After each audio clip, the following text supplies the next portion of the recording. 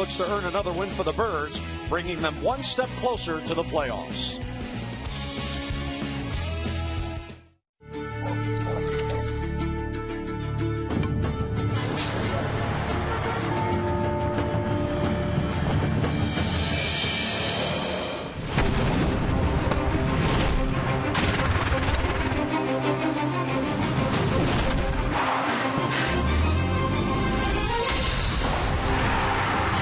The Orioles are on Masson on a perfect night for baseball in downtown Baltimore. The Orioles getting set to welcome in the Toronto Blue Jays. It is Game 3 in this 4-game series. 8 games remain for the Orioles, and here's a look at the playoff race as play begins tonight.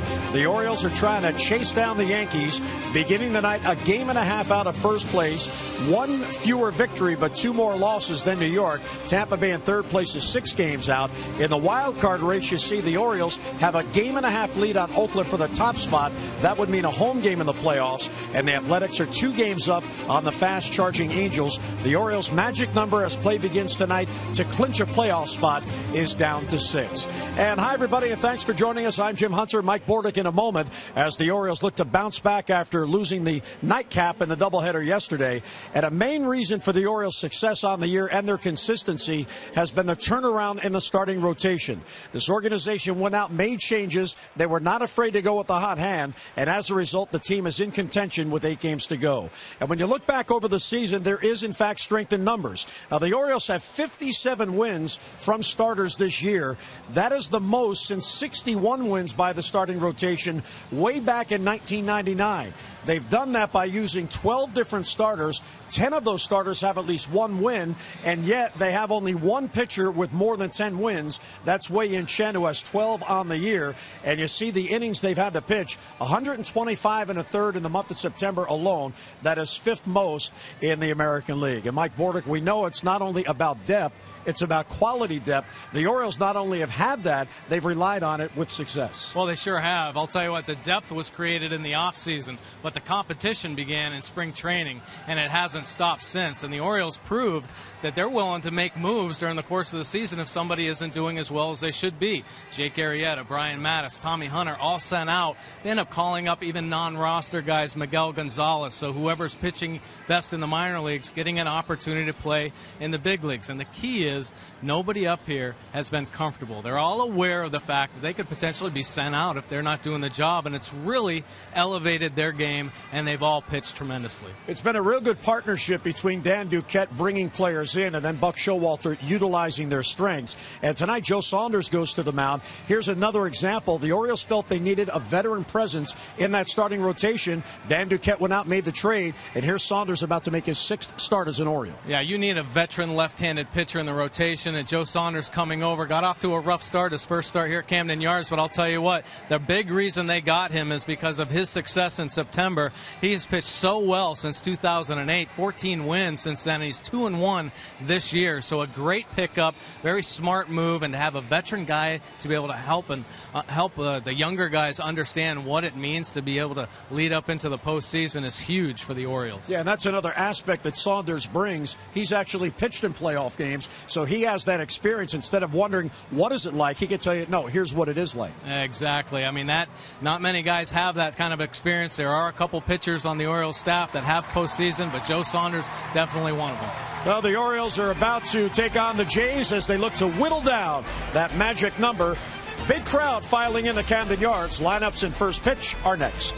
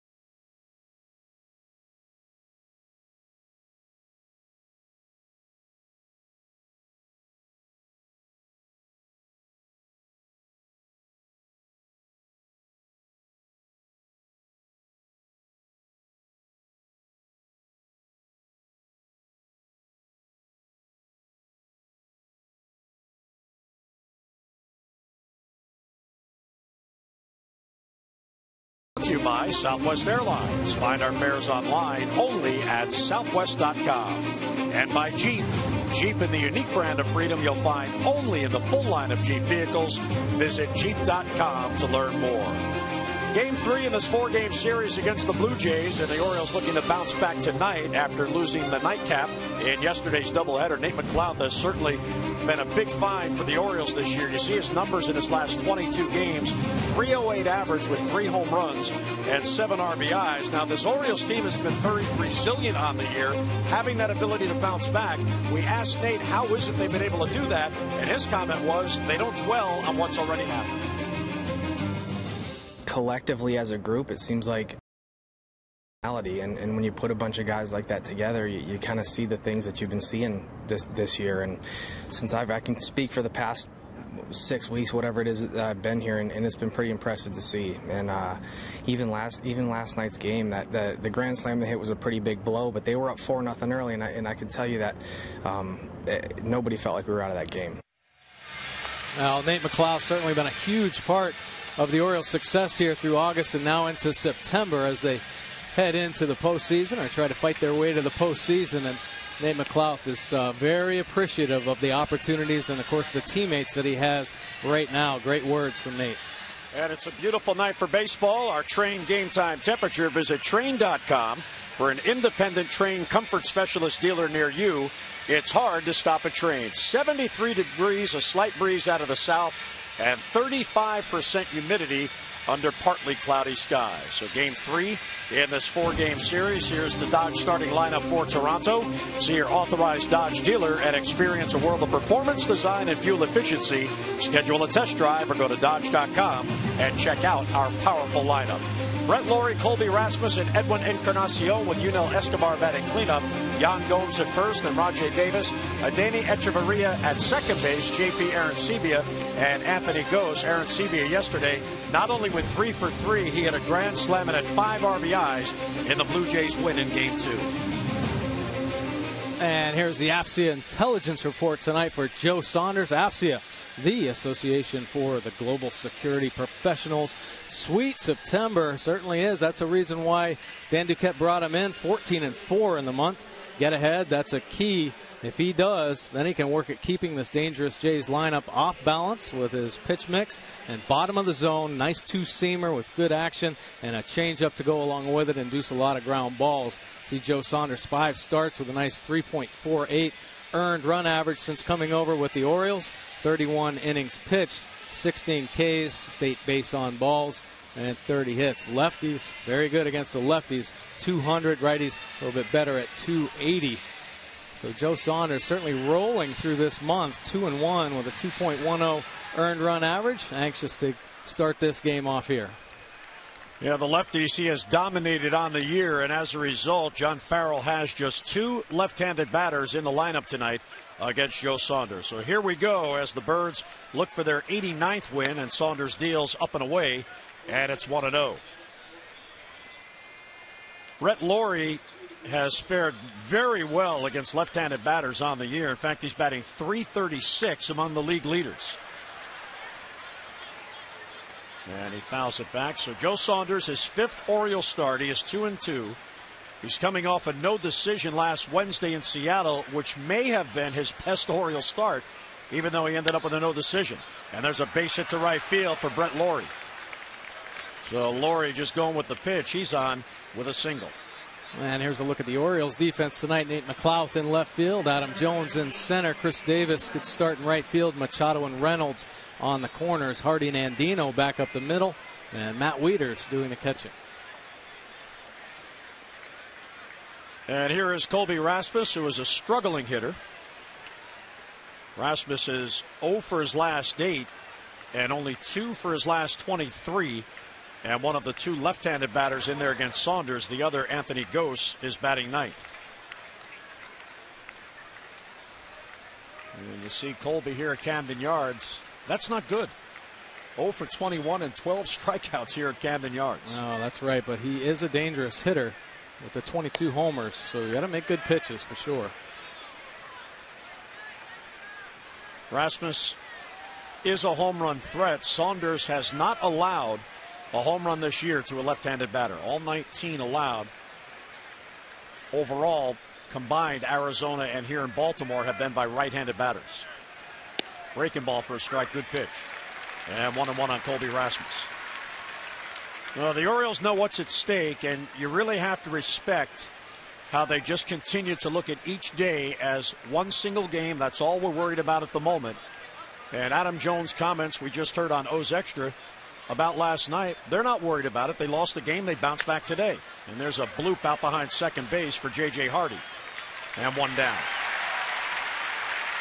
And, Mike, I guess if you have that approach and you believe that approach works, and obviously it has, it really helps keep the pressure off because you're not dwelling on what might happen. Well, you're right. And Adam Jones, certainly the team leader, and they follow really everything that Adam Jones, the way he plays and what he says, and he preaches the right words, and they have really stuck to that. Of course, along with Buck Showalter, who has preached it, stay in the moment all year long, and they've done a great job of it. But they expect a lot out of themselves.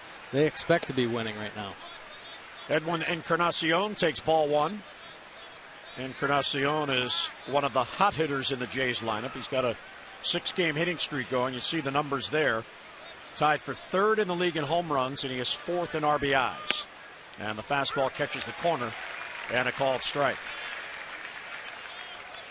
Joe Saunders, now 31 years old, out of Springfield, Virginia. And Buck Showalter mentioned before the game that because he is a local product, he has a big contingent of family and friends here at the game tonight. Hard hit ball right to Hardy, 2 down. A great location with that pitch down and away, but take a look at Joe Saunders. Much improved here in September. August started off rough with that 7.62 earned run average, but a 2.10 coming into the month, and all the numbers great. Opponent's average down, and look at that, under a home run per 9 innings for Joe Saunders. So certainly comfortable pitching in the chilly fall air of September. The 2 down after the leadoff single. And here is Yunel Escobar, who once again is in the cleanup spot. John Farrell had him back cleanup in the second game last night. Jays won, so go with what worked. Yeah, exactly.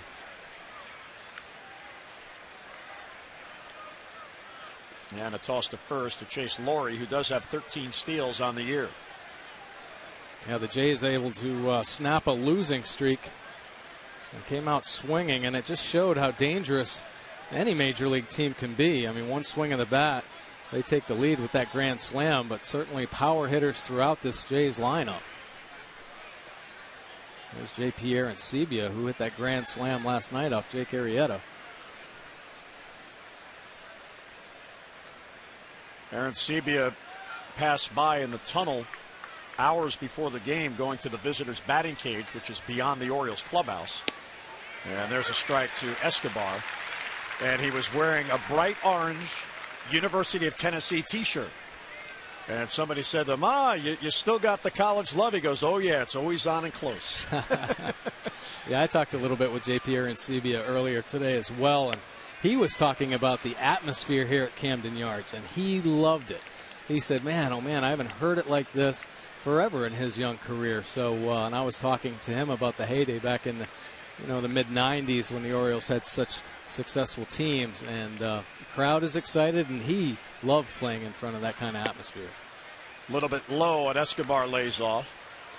And Rogers Center, the former Sky Dome, because it is such a big stadium, it holds 50,000, biggest stadium certainly in the division. Because they are not drawing well, even if they put 20,000 in there, it sounds empty. It's just the atmosphere is not quite the same. Ground ball towards the middle. There's a base hit for Escobar. Laurie thinks about it, then holds up as Adam Jones quickly gets to it. So 2 ground ball singles, and the Jays have 2 on with 2 down. Well, finding some holes. Joe Saunders making some good pitches. Lowry going the other way. A nice job of hitting, and then Escobar finding the hole up the middle on a ground ball. So keep inducing those ground balls and hitting those spots, and good things are going to come to Joe Saunders. Here's Jean Gomes, who also played at the University of Tennessee. An unlikely number 5 batter. He's only playing in his 40th game for the Jays, and he's batting just 182. 2 on, 2 down in the first. And a foul back. Joe Saunders, 77 big league wins. He is 77-64. And this is 8th season in the big leagues. He was 6-10 with Arizona before coming here to the O's. Gomes, a 25-year-old rookie, trying to get the Jays an early lead. Swing and a miss late. Catching up to that, and it's 0-2. Well, Joe Saunders is so effective actually working the bottom of the zone with the movement he has on two-seamers and his changeup that he can expose guys to the top of the zone because they're looking to try to elevate that ball. And we actually saw in Toronto his last start up there back in September 4th, I think it was. He retired 17 Blue Jays in a row and actually had a streak of fly ball outs where he was exposing them to elevated fastball. So actually really good at working both the bottom of the zone and the top of the zone at times. Breaking ball in the dirt, and Gomes laid off as Buck Showalter looks on. Buck refused to say after the game last night that losing that second game was a missed opportunity because he said that's disrespectful to Toronto. They beat us, move on. 1-2 is lined and over the head of Hardy for a base hit. Runner coming home. McLeod's throw will be late and Brett Lawrie will score. A 2-out single by Gomes has given the Jays a 1-0 lead.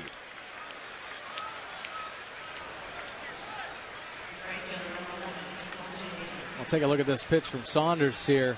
Tried to get that ball in, but it stayed up and out over the plate. Nice job of hitting by Gomes, and you see Lowry hustling on in easily to score that first run for the Jays. So Gomes picks up his 12th RBI. Going to second and holding there is Escobar. And Escobar's base hit that got Lawrie to scoring position has paid dividends for Toronto. Here's Rajai Davis, the number 6 batter. And there's a strike, 0-1. Rajai's got a 6-game hitting streak going. 7 out of 24 in those 6 games. And Saunders trying to minimize the damage here and get out of the inning. A little bit high. Alfonso Marquez says so.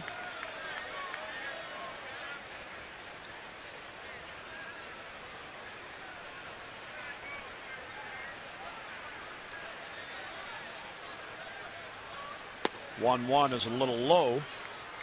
So 2-1.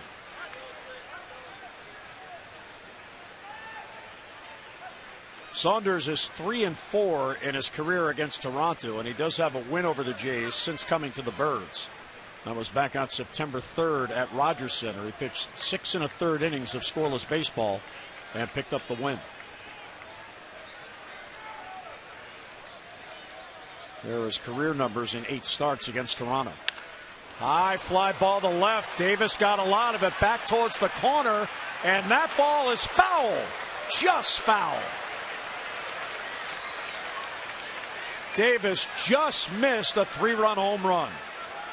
Chad Fairchild right on the line immediately said foul. Take a look how close it was right here. And that is indeed really close, but it was foul. Davis reaching out after a changeup. Got the good part of the bat on it. Just not enough. And no argument whatsoever from Brian Butterfield, the third base coach. So Fairchild saw it, made the correct call, and Saunders a sigh of relief, at least for another pitch. Right. 2-2 with 2 down, 2 men on, a run in.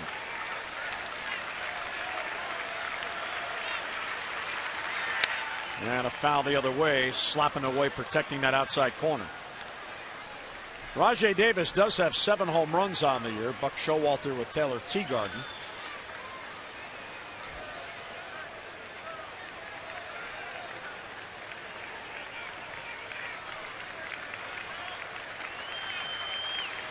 Escobar and Gomes on with 2 men down.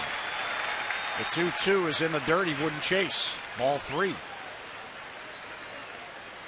Well, Saunders got ahead of Gomes, couldn't put him away. And now he's behind Rajai Davis with a full count. Well, now with runners in motion, certainly has to make a good pitch here. Escobar and Gomes will be off with the pitch, 3-2 with 2 men down. Big pitch early in this game coming. And hit right to Andino. It hits the base runner and he's out. It hits Gomes and he's out, so Andino gets the assist and Saunders gets out of a huge jam. Jays get a run. We go to the bottom of the first. Here come the Birds.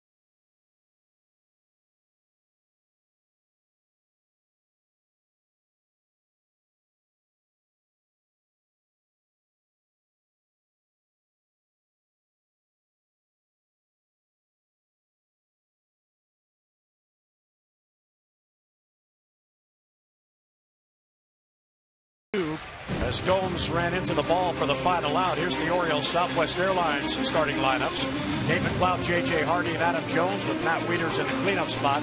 Mark Reynolds, Chris Davis, and Manny Machado. Steve Tollefson DHing tonight. Robert Andino at second base batting ninth. Manny Machado, nice numbers against the Jays. 321, 2 doubles, a triple, and 3 RBIs. And here's the AFC intelligence report for Aaron Laffey. He's had recent troubles. Last 2 starts. 8 walks and 7 earned runs. Didn't make it out of the 4th. He exploits impatience. Tries to live on the edges. Nothing really overpowering. Tries to induce soft contact. And he's comfortable with his cutter. He does have 4 pitches, but his cutter is the go-to pitch. And he misses inside to McLeod. Take a look at Laffey. 14 starts this year. 3-6 record with a 4.80 earned run average. Not many strikeouts, walks, almost as many as the K's. And a chopper out in front of the plate. Aaron Sebia gets to it. He'll get McLeod for the out.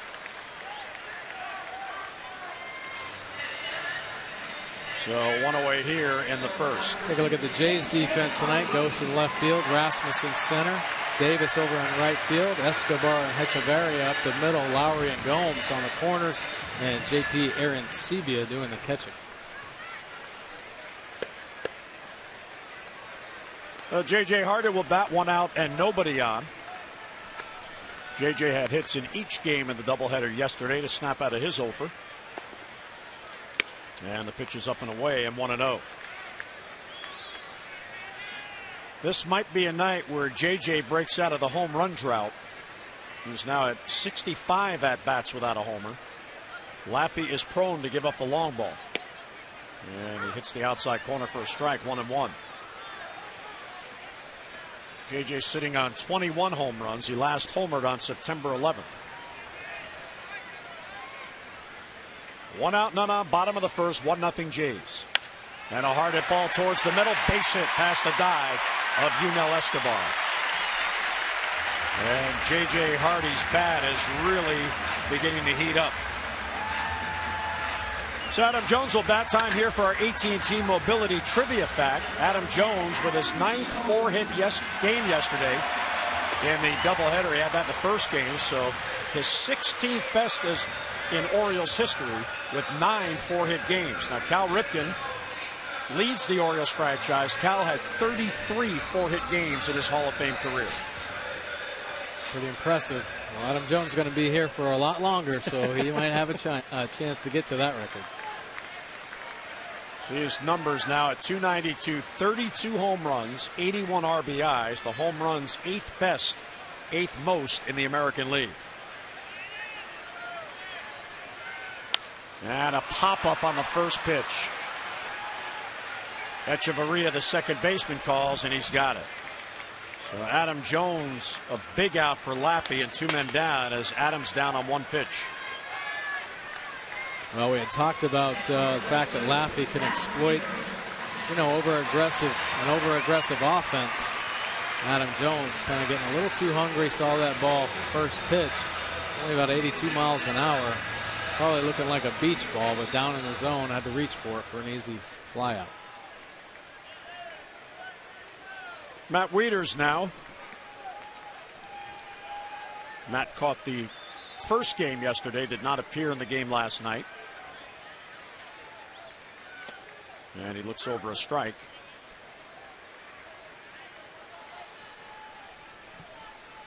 See Matt over his last 4 games, 6 for 17 with 4 doubles and 3 ribbies. Hardy at first with 2 down now. And a good take as it sails outside the off-speed pitch.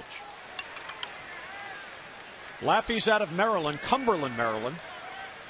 He pitched there at Allegheny High School. And originally was drafted by the Cleveland Indians. Now pitching for John Farrell and the Jays. There's a base hit to left field for Matt Wieters heading to the corner.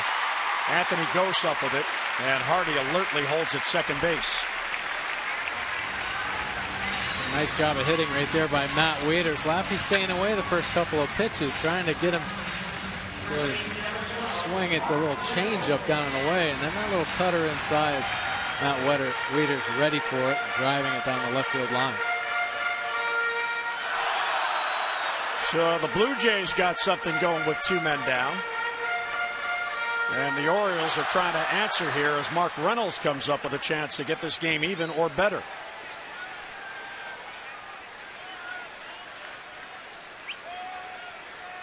Reynolds was 1 for 7 in the doubleheader yesterday. And his bat has cooled off a bit over the last week.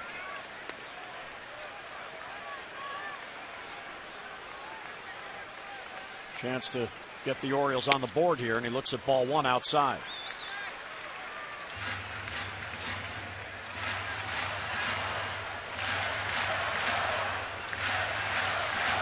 Last 4 games, you see the numbers there. Hardy and Wieters on, not a lot of speed out there for the Birds. The 2 men down, they're off with the swing, and Reynolds swings through it. Nice aggressive cut right there. I'll tell you what, you make a mistake on the plate and elevate, and Mark Reynolds, well, he does not get cheated. He just missed that one.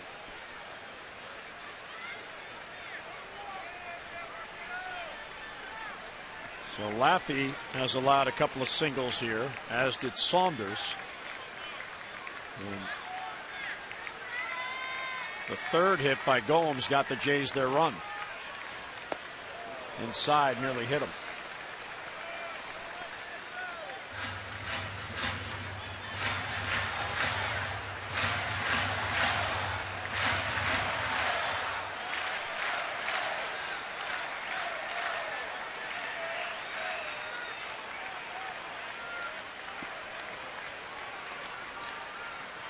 And the 2-1, a ground ball towards third. Laurie is right there, fires across. He'll get Reynolds, and that ends the threat.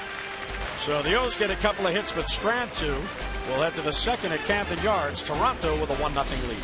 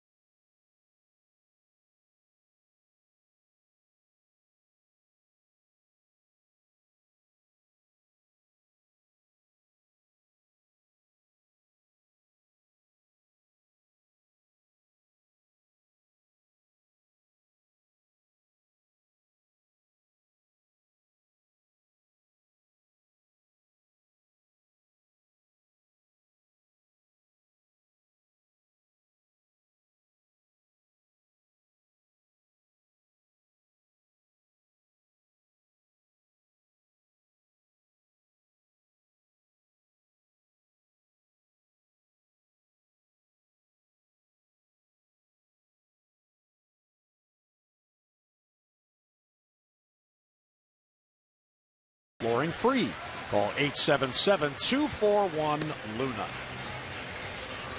A lot of enthusiasm here at Camden Yards. The fans, they are really behind the Birds, craving a winner as the Orioles edge closer and closer to a playoff spot, trying to get to the postseason for the first time since 1997.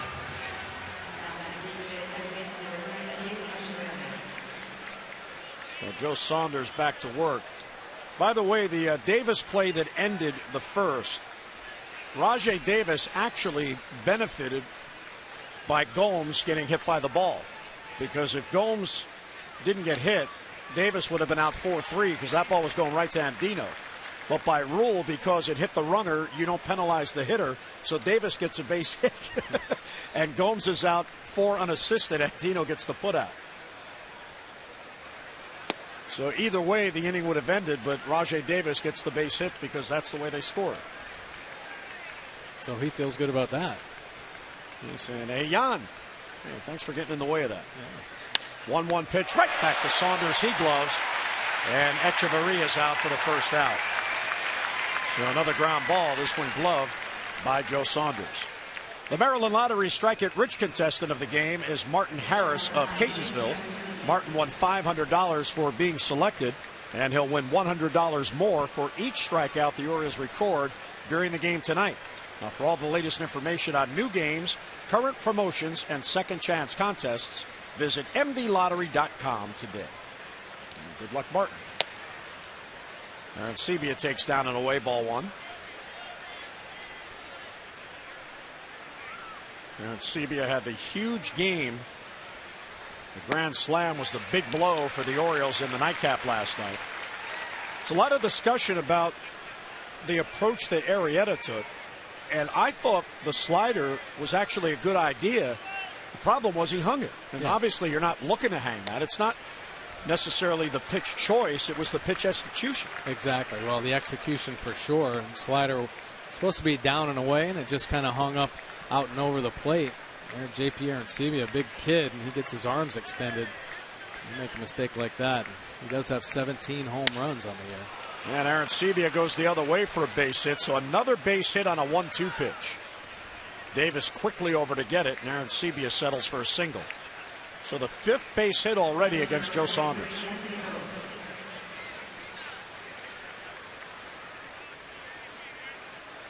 For his career, Saunders has averaged 9.5 base hits per 9 innings, so just a shade over a base hit per inning. Anthony Gose getting a good look down the stretch, playing in his 48th game. He has 5 out of his last 26. And he takes high 1-0.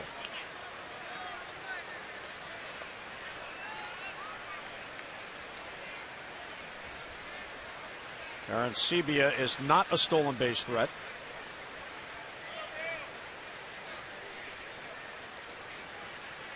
1-0 stays inside. A breaking ball just floated in there, and 2-0. Goes out of Bellflower, California, 22 years old. There's the first pitch strikes in this game so far.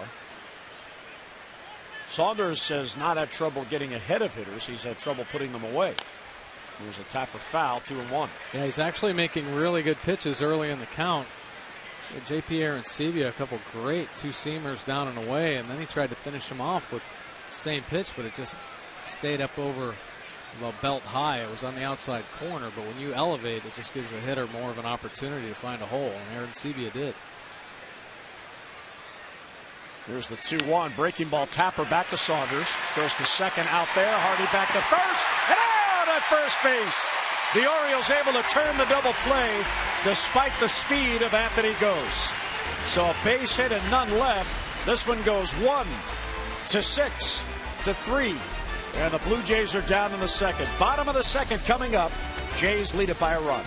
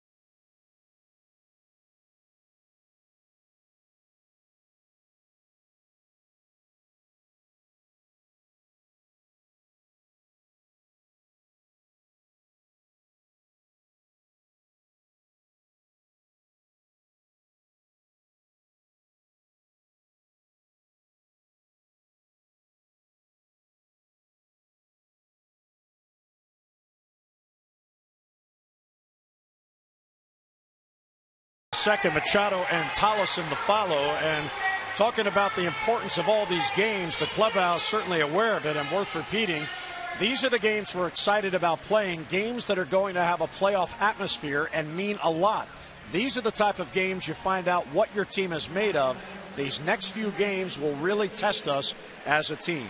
Well, schedule dwindling, 8 games left. They're in a race trying to clinch that spot. It's one thing to get into contention. It's another thing to wrap it up and clinch. Well, that's right. It's not an easy thing to do, so they are going to be tested for sure, but they've stayed at a pretty even keel all year, and that's really why they've been able to maintain such great success. Of course, August and September, they played great baseball, so I think they're just going to take it the same way, but they'll certainly feel the pressure with the atmosphere in the stadium. And Laffey gets ahead of him, 0-1. John Farrell has modified the shift. You see Laurie, the third baseman, instead of being out in right field as he was last night, he's actually at shortstop. Ground ball towards the middle, and there's Escobar back of the bag, and he'll get Davis at first and 1 down. So the shift pays dividends for Toronto as Davis is retired. Well, your O's are in the hunt for the postseason. Now's the time to buckle up and back your birds. Place a deposit now on a 2013 full or partial season plan, including the convenient 13-game plan, and you'll be guaranteed an opportunity to buy 2012 American League Championship Series or World Series tickets before the general public. For all the details, 888-848-BIRD or get online Orioles.com/postseason. Manny Machado now, and he'll take a strike. Manny was 1 out of 7 in the doubleheader yesterday.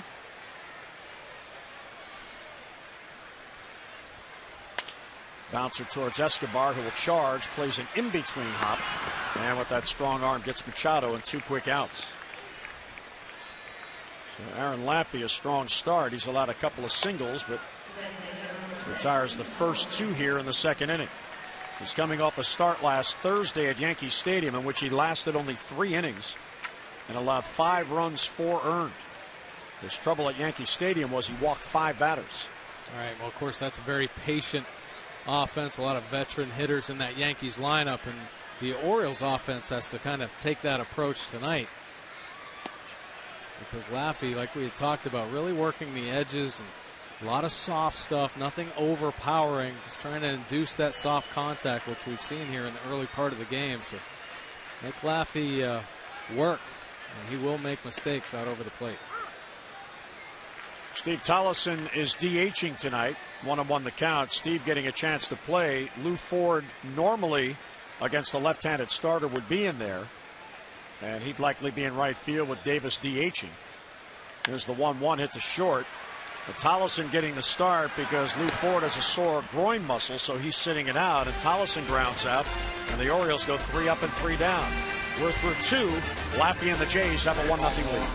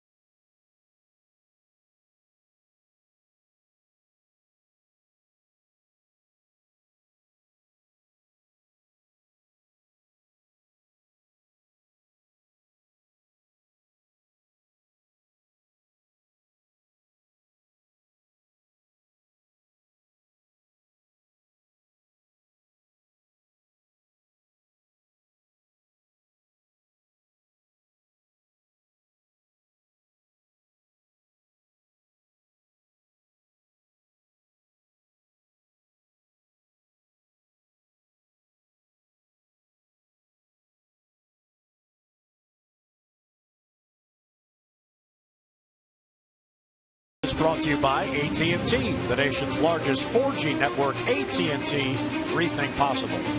By Blimpie, America's Sub Shop. And by Burger King, come play family food where every game piece has a prize. Lovely flowers outside the offices. And Nick Markakis, he's looking over the splint that is now on his broken thumb. The cast was removed, so he's getting closer. And Buck Showalter told the reporters before the game that next week, when the Orioles are in Tampa, he can go see his hand doctor in Sarasota, and possibly those pins will be able to come out. Oh, that would be great for Nick Markakis. Certainly not the greatest patient, obviously very impatient when it comes to things like this, but has to let it heal. But that would be good news to be able to get the pins out and start that that's rehab. If he doesn't pull them out before then. Yeah, exactly. Exactly. 1-1 on Laurie, up for a second time, and he takes low. Laurie, Rasmus, and Encarnacion, top of the lineup against Joe Saunders, who allowed a run in the first and has allowed 5 base hits through 2 innings, up to 38 pitches in the game. Bounce right to Hardy. And JG gets the hustling Laurie. Yeah, 1 away in the 3rd inning. Inside the Numbers brought to you by Kia Motors. To learn more, visit kia.com. Well, the Orioles' best record within the division going back to 1980. The 1980 team went 49-29 within the East. The 2012 club 38-26. So a chance to get into the 40s in victories because every remaining game is within the division. And Buck Showalter's team, that's how you compete, that's how you contend. And they certainly have done a real good job of playing within the division. Well, they sure have. And we had talked all along about so many of the hurdles that the Orioles have had to overcome, playing better on the road, and certainly having to play better within their division, and they have. 38-26 against the AL East this year. Here's the 1-1, hit right to Andino, who gloves. That one hugged the ground.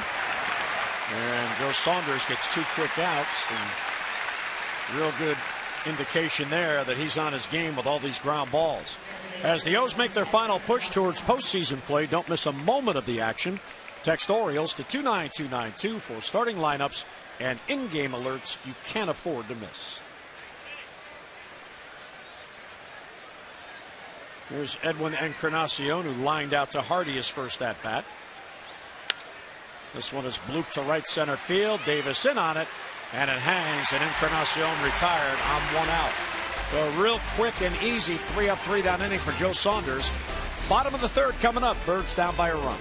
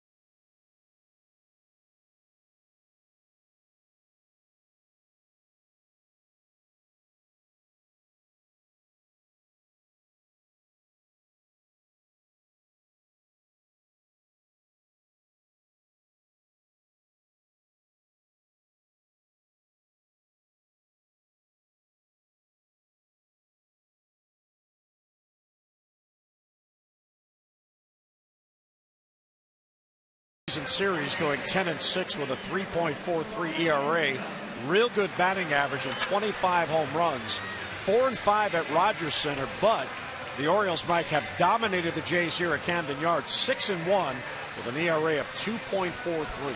Well, they played them so well this year and really been kind of a nemesis in the past.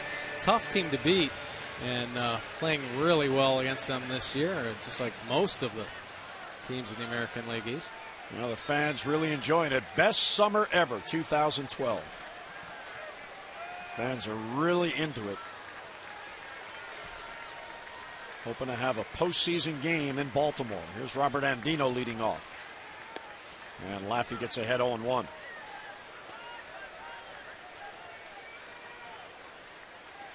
Robert 2 for 4 with a couple of RBIs yesterday. He played the second game.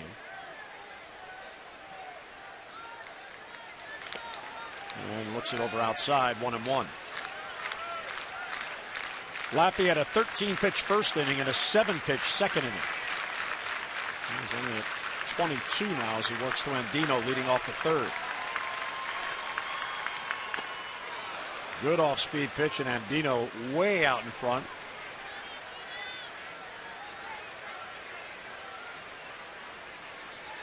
Laffey's in his 6th season, and he's with his 4th major league organization. Ahead of Andino, 1-2. Ground ball to short. There's Escobar. He has been busy, and he retires Andino. That's 4 consecutive batters hitting ground balls to Yunel Escobar. Nate McLeod coming to the plate. He had himself a doubleheader yesterday, including an opposite field home run. Yeah, so impressive. I mean, Nate McLeod has done a lot of great things since he's taken over that leadoff spot, but this is showing his opposite field power there. Strong young man. And he takes it low, 1-0. McLeod with a 2-game hitting streak. He has scored 7 runs in the last 8 games. And a bunt, third base side. Laffey down, bobbles, picks it up, throws, and he got him. A real good idea, but it didn't go far enough. If he gets it by Laffey, that's an easy base hit. But Laffey, real good athletic play. Yeah, smart try by Nate McLeod, but yeah, very athletic play. Nice job staying with it, staying under control, and a nice throw over there to Gomes at first base. So McLeod is retired, 2 outs, 6 in a row retired by Laffey. And here's J.J. Hardy. Jays with a first inning run and a 1-0 lead. There's a strike at the knees, 0-1.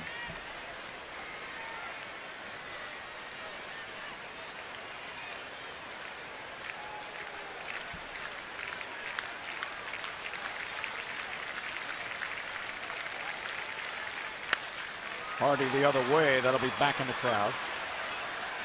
So Laffey gets ahead 0-2. Laffey is 3-6 on the year, and all of his decisions have come as a starter. This is his 15th start. He's had 6 relief appearances. And his ERA as a starter is 5.14. And so far, he's held the Orioles off the board. The 0-2 to Hardy is well off the plate. Yeah, he's another one of those Blue Jays pitchers that have gotten an opportunity to show what he can do as a starter because of so many injuries to that staff. That rotation, 3 arms for the Blue Jays underwent Tommy John surgery this summer. And Hardy goes the opposite way and a base hit to right field. JJ's 2 for 2. Real nice piece of hitting there down in the count. So the Orioles get a 2-out base runner, get Adam Jones to the plate. JJ's done a nice job here recently going the other way, taking what is given to him, and they're staying away. And he backs that one up and stays on it. Great job of hitting by J.J. Hardy. J.J. 2 for 2. His 39th multi-hit game, and here is Adam Jones. Adam popped up to second base. He swung at the first pitch he saw in the first inning. You talk about a leader, and Adam Jones certainly has emerged as a leader on this team. You just look at what he's done in the month of September, when the games and the importance of the games has risen. He has 33 hits in the month of September. Marco Scudero of the Giants has 35, and Adam and Billy Butler of Kansas City have 33. So only one hitter has as many, and only one hitter has more than Adam in the month. Pretty impressive. He stayed consistent all year. Too tight, 1-1 the count. Last 6 games, 444 clip with 3 home runs and 6 RBIs. When that home run he hit yesterday was destroyed.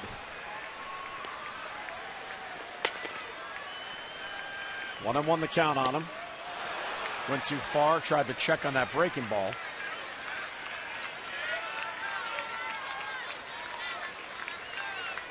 Well, Laffey has the Orioles hitters off balance, I think, in most part, because he kind of throws under the hitting speed. Everything in the low 80s, mid 80s, but there's a nice little bit of movement on there. You saw a little slurve or cutter type pitch right there to Adam Jones, but soft stuff down and away with a little bit of tailing action. It's not able to get to him right now. He checks Hardy at first. And the 1-2 to Jones is too tight. He went right back to the same pitch, and Adam laid off.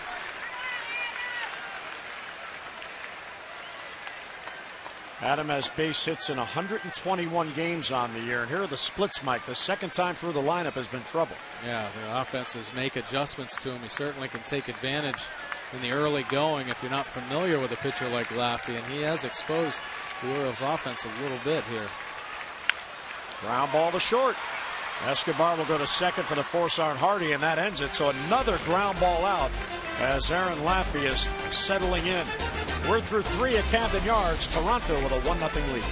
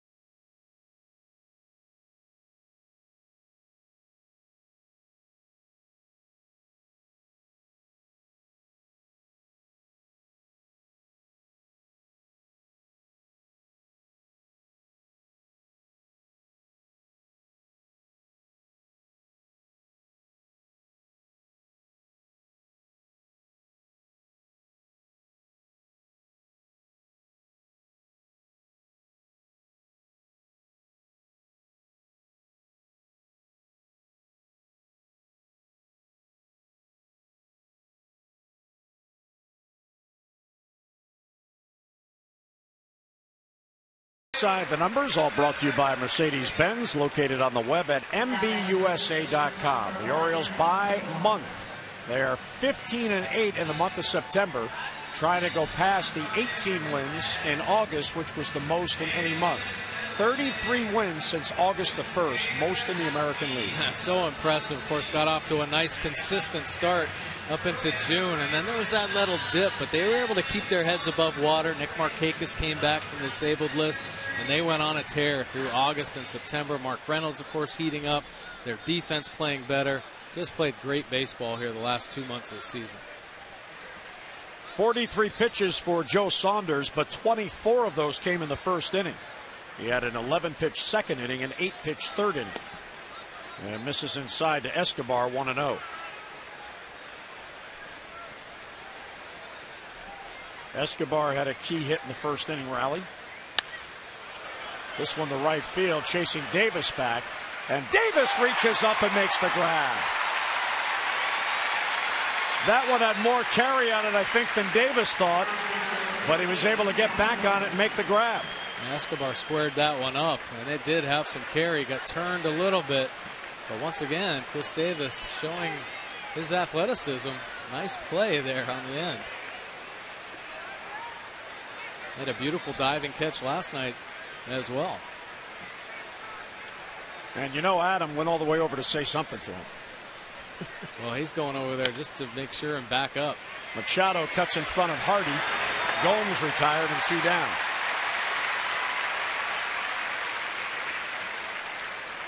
Well, Manny Machado gets his man. Tickets are still available for the game tomorrow at 7:05, the series finale between the Orioles and the Blue Jays. So gather up your family and friends and come on out and experience the thrill of the playoff push here at Oriole Park. You can get your tickets in advance and save. So tonight, call 888-848-BIRD, or if you prefer, just go online at Orioles.com. Rajai Davis takes a strike.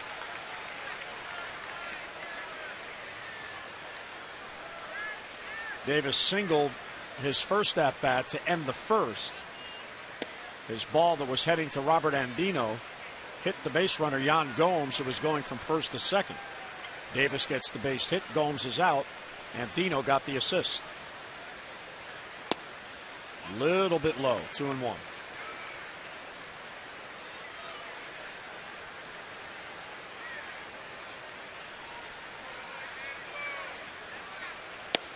There's a strike. 2-2. Saunders has retired 6 in a row since getting the inning-ending double play to end the second.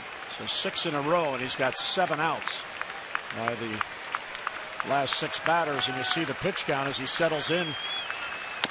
There's a high chopper to third. Machado reaches up and fires off the bag. Davis with an infield hit. That was going to be a close play anyway with the speed of Rajai Davis. And he legs it out for the infield hit. Sure was. Look at Manny Machado now. He takes a couple steps in because he's aware of Davis's speed. And he has to hurry that throw, just pulling Mark Reynolds off the base. But pretty good effort there, knowing it's really a one-time play to get the speedy Davis. And now you have the Blue Jays' top stolen base threat on with 2 men down. Echeverria batting. Outside 1-0. Echeverria bounced out. It was a comebacker right to Joe Saunders leading off in the second.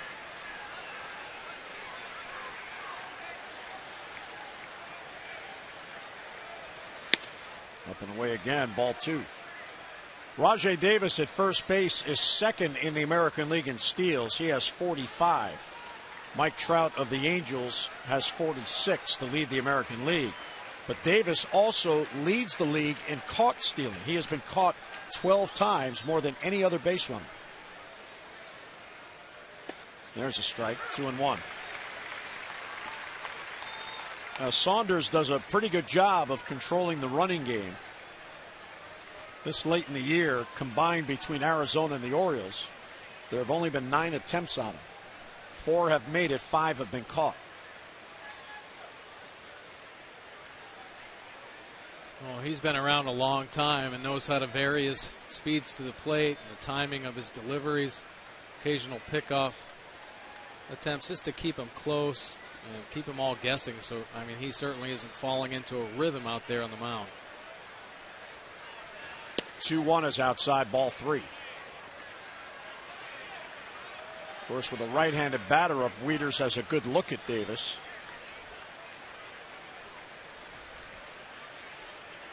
Ron Farrell and Buck Showalter in this 1-0 game. Swing and a miss, 3-2. He may have swung at ball 4. Yeah, fastball kind of tailing up and away. It's the youngster to swing at it. Our Nissan Pitch Track, Nissan's bottom line sales event is going on now. Hurry in today for big savings. Visit ChooseNissan.com to test drive at your local dealer. Bottom line, the event will end October 1st. 3-2 is pulled to left field. That's a base hit.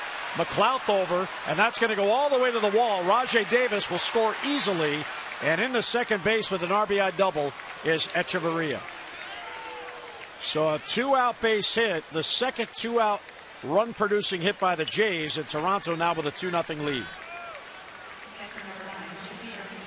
6 double on the season for Echeverria. Really not a bad pitch at all. Right down off the shoe tops. Sometimes you just have to tip your hat. Pretty good job of hitting by the young Echeverria. And of course, with Davis moving on the 3-2, 2-out count, scores easily. RBI number 13 for Echeverria. And here's J.P. Arancibia, the catcher. Changeup, swing and a miss, 0-1.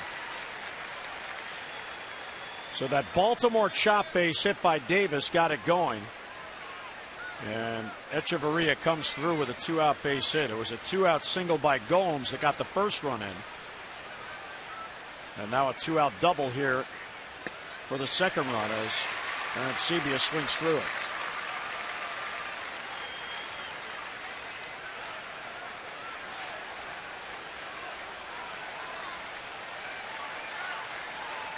Saunders trying to end this threat right here.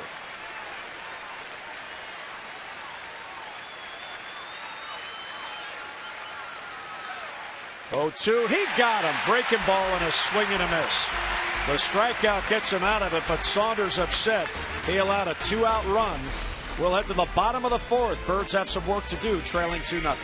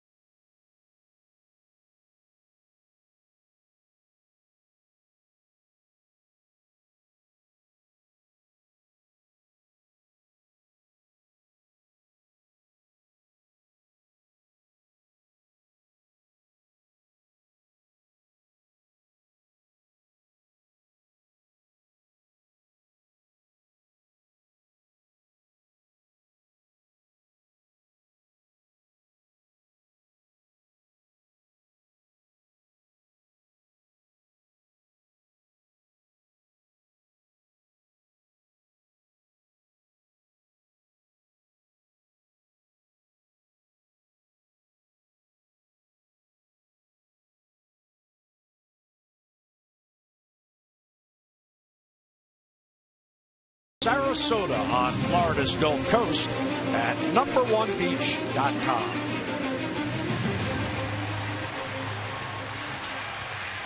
All the folks having fun down there in Sarasota, and in Buck we trust.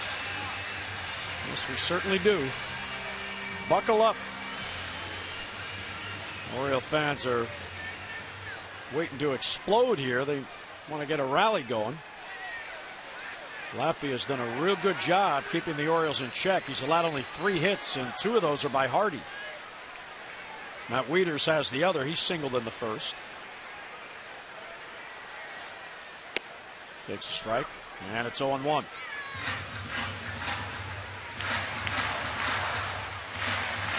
Laffey has not won a game since August the 5th.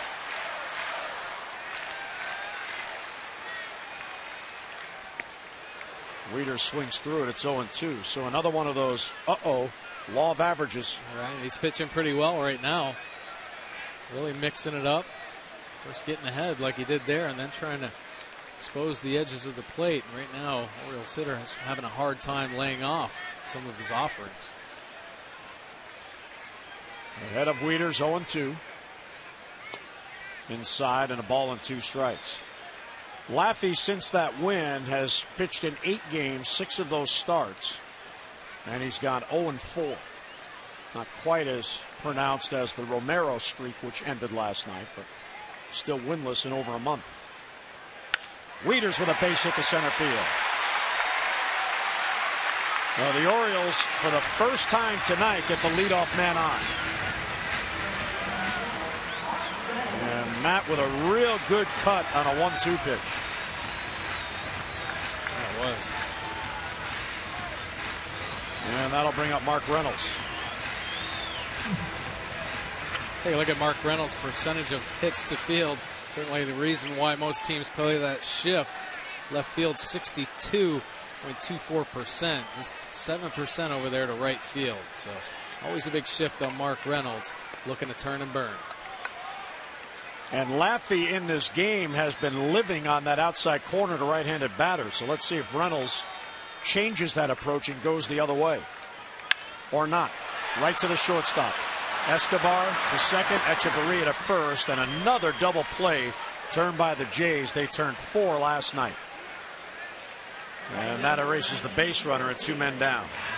Well, sometimes all you can do is hit it. Mark Reynolds really squared that one up. Just bad direction. If he gets that elevated, that might be potentially out by the bullpen. He hit it hard. They're starting to make better contact here off Laffey.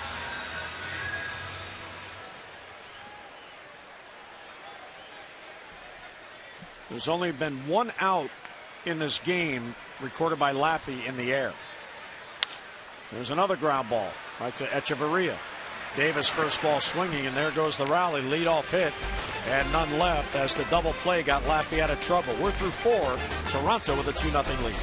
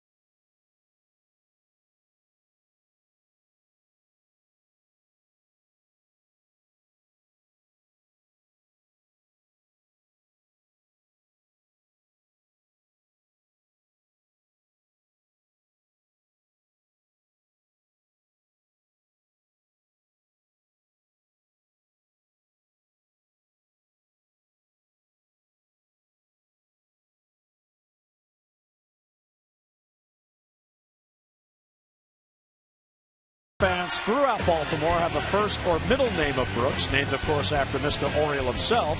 And now you can win 2 tickets to Saturday's Brooks Robinson Orioles Legend Celebration Series game, as well as special access to the sculpture unveiling.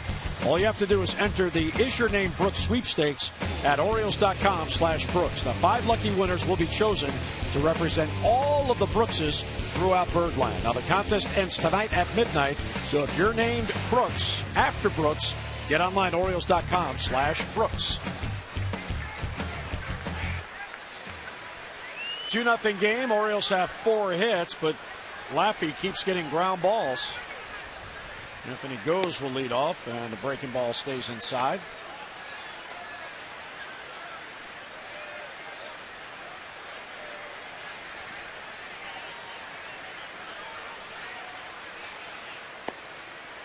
Goes the number 9 batter.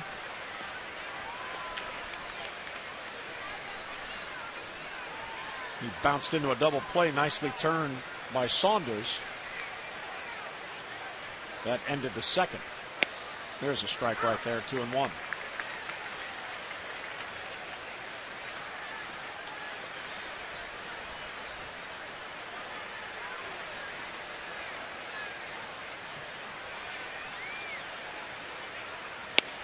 Paints the outside corner.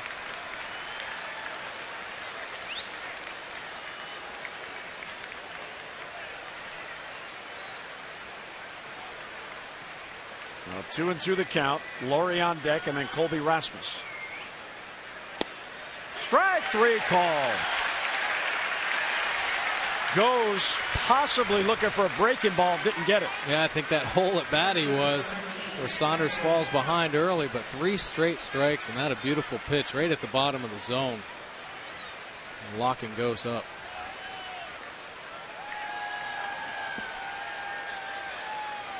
A 1 down here in the 5th. Here's Brett Laurie. High fly ball to center field. Adam Jones will put it away, and 2 men down in the Toronto 5th. Fans sign up now for the 3rd annual Casey Cares Foundation 5K run and walk. It'll be held on Sunday, October 7th with Orioles outfielder Nick Markakis.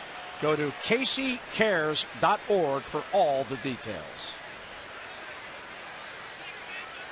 There's Nick now with a splint on his hand, not a cast. Will be Rasmus. Will take a strike.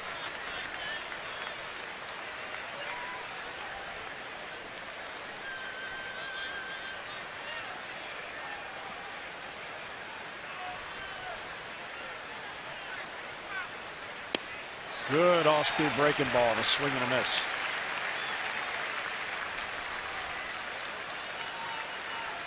Joe's done a nice job mixing up his pitches and locations. In and out, down in the zone, up in the zone. And a foul back.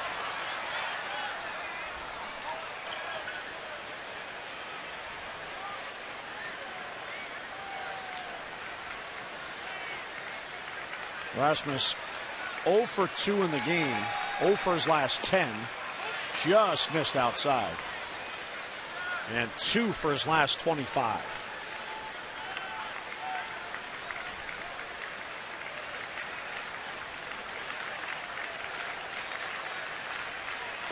And in the dirt, doesn't chase.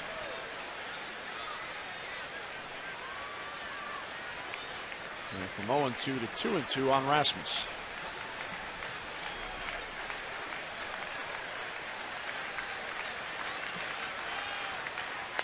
Ground ball, diving stop by Reynolds, gets up, flips to Saunders for the out. Mark Reynolds robs an extra base hit from Colby Rasmus, and Saunders has a 3-up, 3-down inning. Reynolds down to the ground, the glove, and gets the man to end the 5th.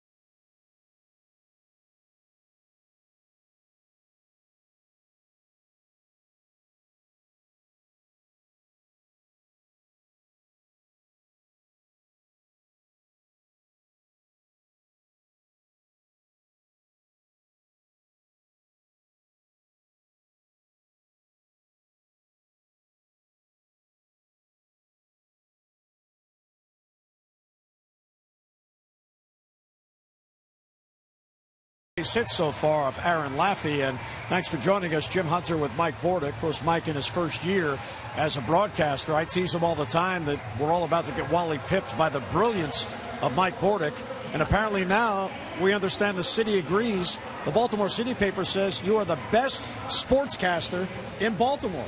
Congratulations. I didn't even know there was a vote. I didn't either. That's crazy. How did you win that? My kids must have voted. Well, that's awesome. How about that? So Mike Bordick, the fans are responding. Now, what the Orioles need to do is respond to Aaron Laffey and get some of these balls to fall in. Escobar, they're wearing him out at shortstop. Yeah, well, you know, they're getting to him. They're starting to hit balls a little bit harder. They're getting him to elevate his pitches right now, but he's been really successful at exploiting that aggressiveness like we talked about early. So the Orioles bats really too aggressive now, swinging at some balls down in the dirt, but if they get him elevated, that make better contact, put some pressure on him, see what happens from here on out. But he has certainly done a nice job up until this point. Orioles need to get something going this inning. Manny Machado will lead off as the Orioles go to the 5th. Tollison and Andino to follow. Manny showed bunt and took outside. So Sportscaster of the Year in Baltimore, should Jim Palmer be concerned?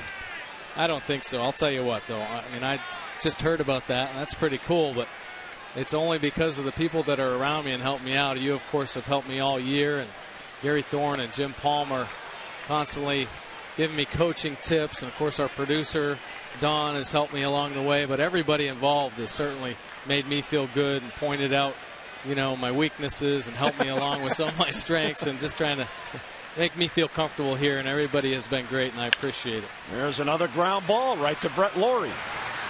Fire across high, but Gomes keeps his foot on the bag. So there is the 11th ground ball out in this game thrown by Laffey. Incredible and one down. So at the production meeting today, when Dawn said about 4 times, Mike, don't do that, that's what you're talking about? That's the, Yeah. the positive criticism? Exactly. I try to take the constructive criticism and make myself better up here. Here's Steve Tollison getting a start tonight at DH. And he looks over ball 1 inside. Tollison had only 1 at-bat on the road trip. He did get a base hit, and has not been getting a lot of playing time as Buck Showalter has been settling in on a regular lineup trying to clinch a playoff spot.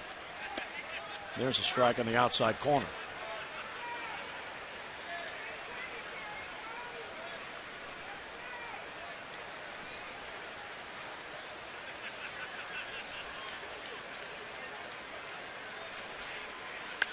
And a pop-up shallow center.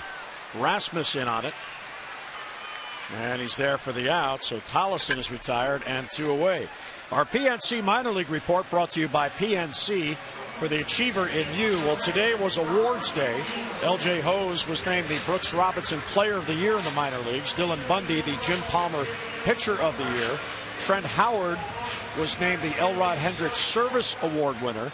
Rick Peterson was given the Cal Ripken Senior Player Development Award, and Jim Howard, the Jim Russo Scout of the Year Award. All tremendously deserving honors, and we send our best to all. As Andino takes ball 1. Well, there's Dylan, the Jim Palmer winner, Pitcher of the Year, and LJ Hose, who has still not been able to get into a game after winning minor league Player of the Year. The honor named by Brooks Robinson. And there's a high pop-up, shallow center. Rasmussen, Echeverria out, and Echeverria stays with it. And another 3-up, 3-down inning. Second for Laffey. He has been pitching a gem. We'll head to the 6th. 2-0 Toronto.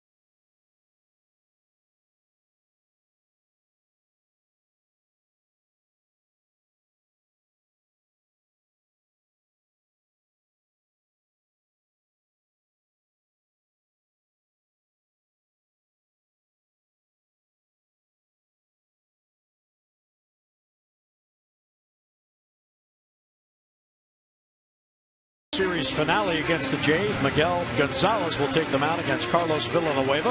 Our coverage on MASN 2 HD begins at 6:30 with those extra presented by Jeep, and then game coverage at 7 o'clock. We've got all the access you need right here on MASN. Yeah, Miguel Gonzalez 7-4. A nice 3.51 earned run average. Certainly a huge surprise for the Orioles. It's helped them to get to this position. And Carlos Villanueva, crafty right-hander, 7-6 record with a 3.88 earned run average. Should be a good matchup. Another test for the Orioles. Well, we go to the 6th in this 2-0 game as Miguel looks on, observing the Blue Jays hitters for tomorrow. Encarnacion, Escobar, and Gomes.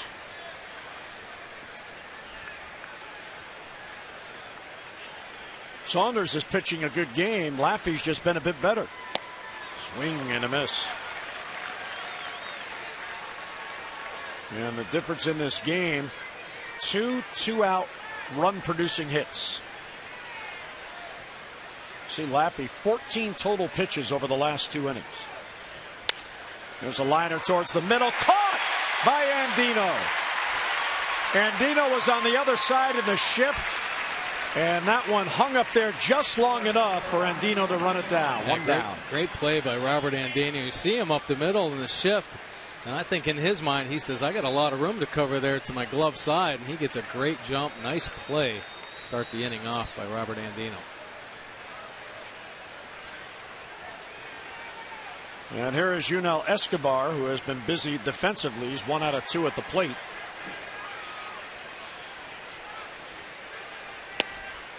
And he'll take a strike on the outside corner.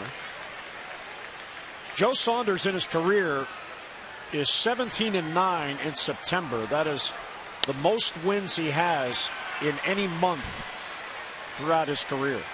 So 17 of his 77 have come in September. Trying to hold this deficit by the Birds at 2 runs. Off speed pitch bounces.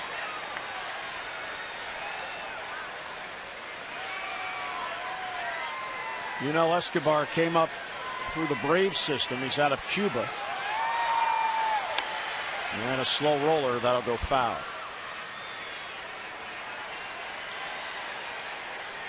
He actually went through the draft, unlike some of the other Cuban players who establish residency somewhere where they can sign with anybody as a free agent. The Braves drafted him in the 2nd round in 2005 and then traded him during the All-Star break in 2010. Another slow roller. This is going to be a base hit unless it goes foul. Look at that. Stays on the grass, and there's a swinging bunt single for Yunel Escobar. So a 1-out single, and Escobar is a 2-hit game. The Mid-Atlantic Sports Report is back tomorrow from 5 until 6:30. Rob Long, Mel Anton, and Dave Johnson and Phil Wood have all your Orioles news and notes as they continue the push to postseason. That's tomorrow at 5 on MASN. Nighttime baseball at Camden Yards. Jays with a 2-0 lead. Here's Yan Gomes, who has one of the 2 run-scoring hits. His RBI single in the 1st made it a 1-0 game.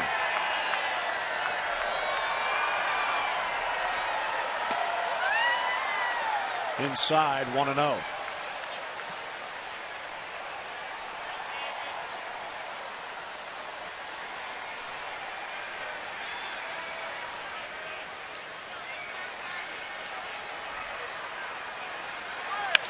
And another base hit for Gomes. As he pulls that one in the left field, so back-to-back hits.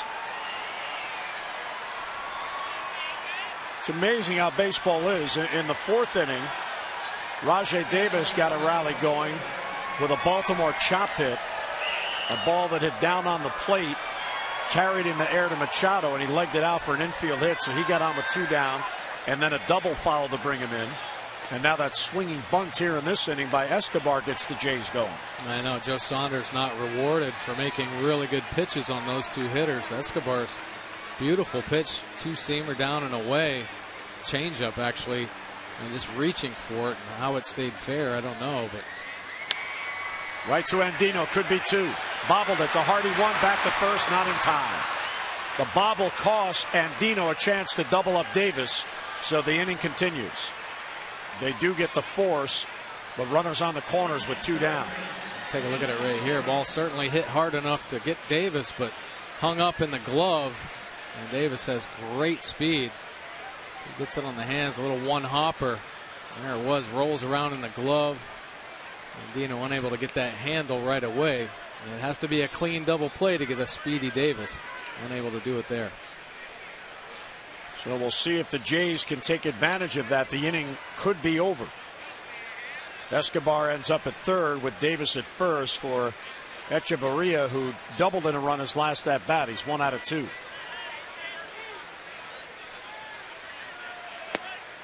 Down and away, 1-0.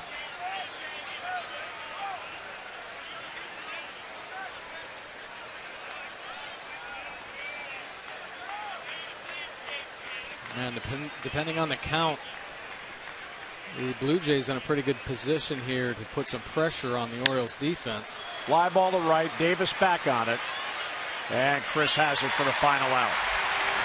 So Saunders gets out of it, 2 hits, but 2 left. We'll head to the bottom of the 6th. Orioles come to bat, down by 2.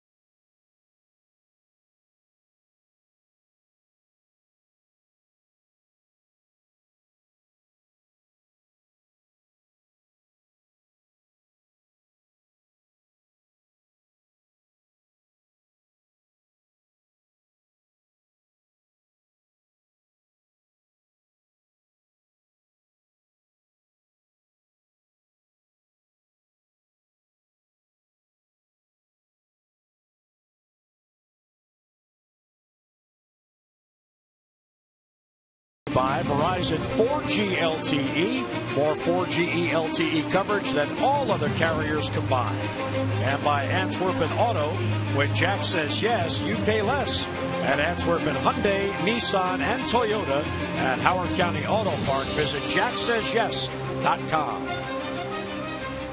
Well, out there behind Home Plate Plaza, the spotlights calling attention to Camden Yards as the Orioles in a pennant race. Coming to bat here in the 6th, trying to figure out Aaron Laffey.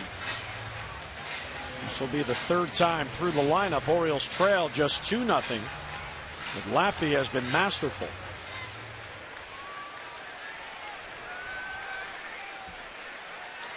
$11 ground ball outs. And no strikeouts either. So sticking with his game plan. Inducing some soft contact down in the bottom of the zone. Keeping the Orioles bats off balance right now. Very efficient pitch count. A 6-pitch 4th inning, an 8-pitch 5th inning. And McLeod lays off 2-0.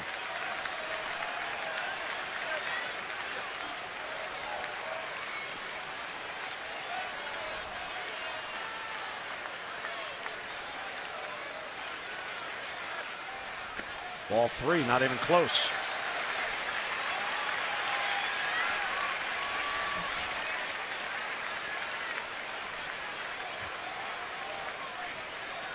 Bruce Walton, the pitching coach, looking on.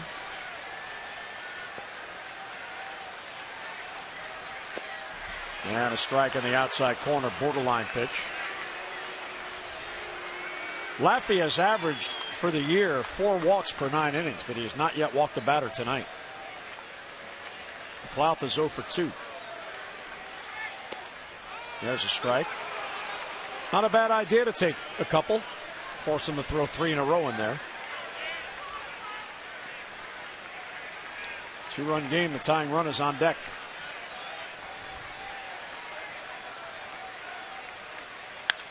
And a high fly ball to center field. Chasing Rasmus. He'll get to it. And on the warning track makes the grab.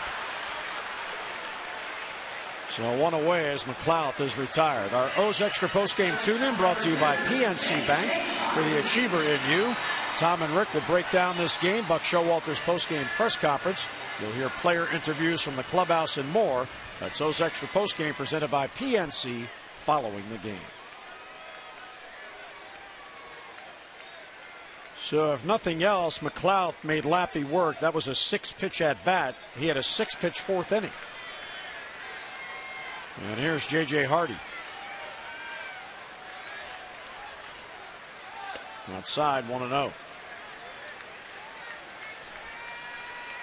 J.J. certainly had a great approach off Laffey here in the first half of the ball game. A couple singles already, and he's got a base hit up the middle and then use right field. So a nice approach. Ooh, borderline call. 1-1 the count.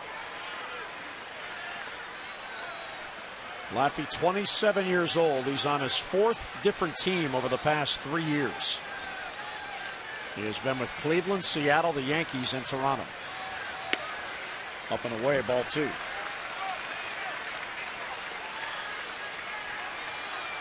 But he's left-handed. He can breathe, and he's getting a shot. Oh, that's right.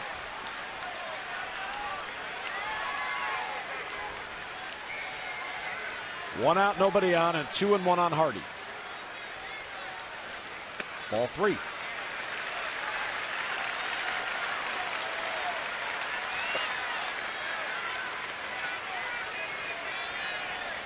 Steve Delabar is now beginning to get loose. First action in the bullpen tonight.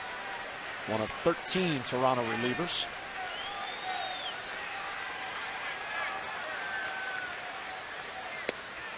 And a strike, 3-2. So back-to-back hitters, 3-2 counts. McLeod eventually flied out to center field.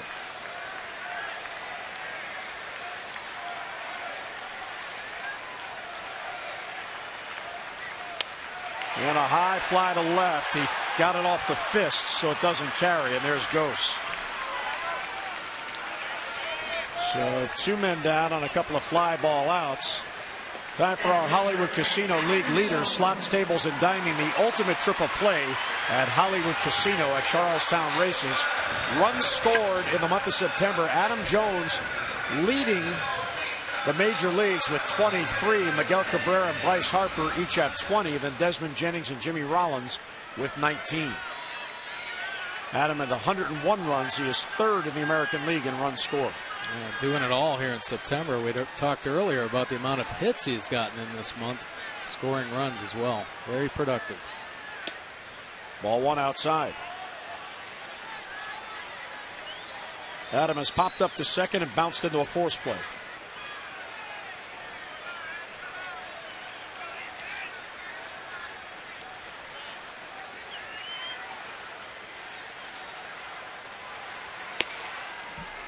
One and one as Adam let it get in there.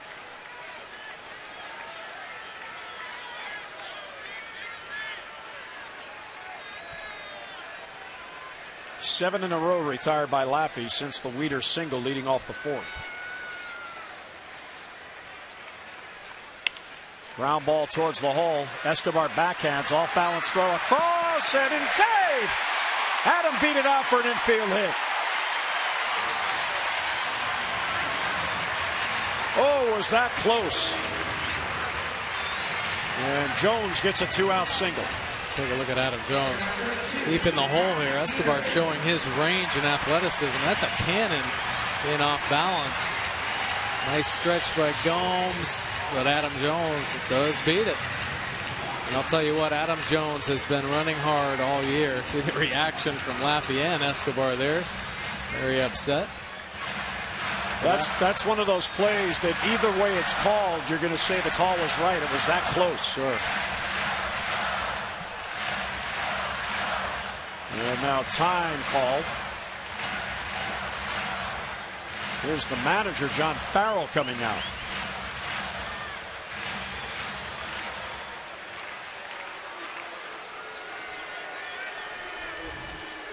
Farrell's first visit to the mound. And they're going to make a change. How about that?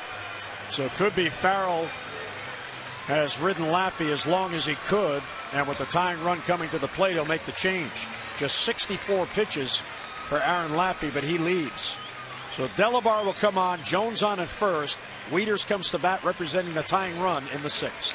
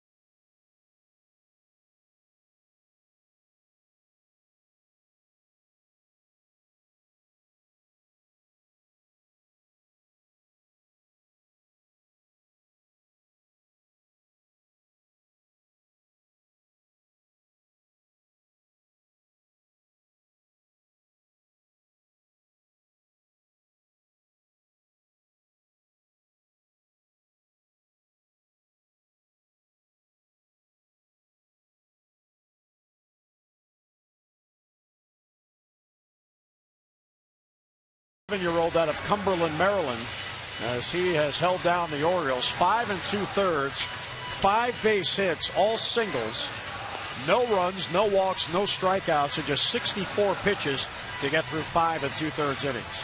Right. He did a great job against such a dangerous offense, and that of the Orioles really kept him off balance and gives away to Steve Delabar, who's been in 57 games, 3.57 earned run average. Couple years ago had a serious elbow operation, and he has come back throwing cheese. Look at that, 90 strikeouts in 63 innings. Lefties hitting 156 and righties just 202 off him, so he can rush it up there about 97. The strong arm has a split finger and a slider to go along with it. And after the Laffey off-speed offerings all night, this is going to look even harder. Sure. With Delabar facing Wieters. Matt's had a good night. He's 2 out of 2. 8 hits now in his last 5 games. Jones at first with 2 down.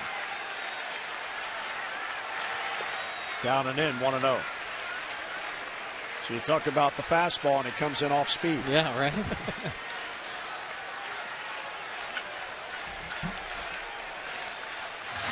Well, you know the scouting reports are out, especially guys with power arms, and sometimes, you know, a catcher like J.P. Arancibia is thinking, okay, Matt Wieters is sitting dead red right here, want to tie this ball game up, maybe he can get a cheap out.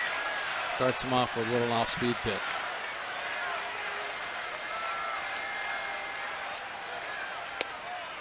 Outside corner called strike, 1-1. Oh, and another one. Good change.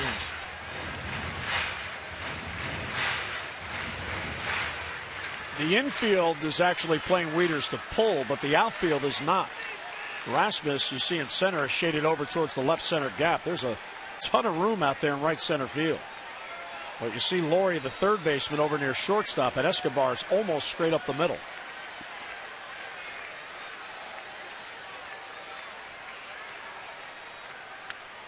Fastball, and he was right on it. He fouled it back.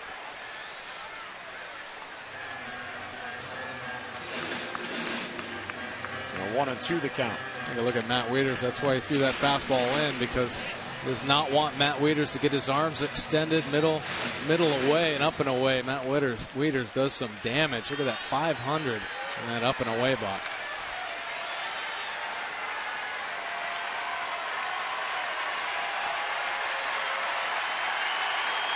One and two. Inside, nearly hit his back foot. Well, 2-2 the count on Matt Wieters.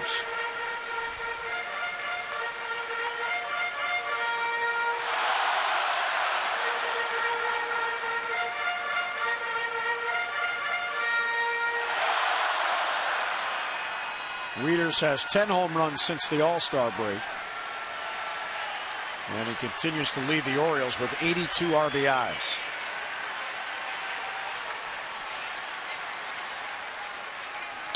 Ground ball right to Gomes at first base. He'll step up, and that will end the inning. So Delabar gets the final out, and the frustrations continue for the Orioles. Saunders back to work, trailing 2-0.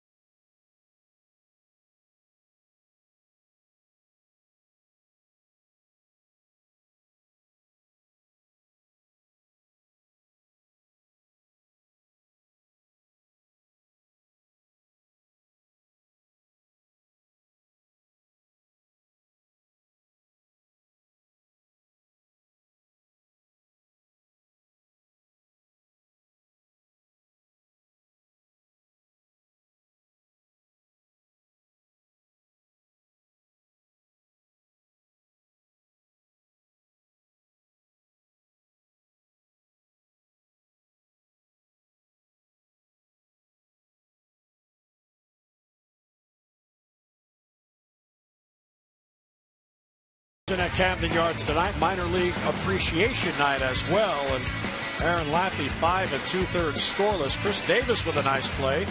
Families catching playoff fever as the buck has stopped in Baltimore.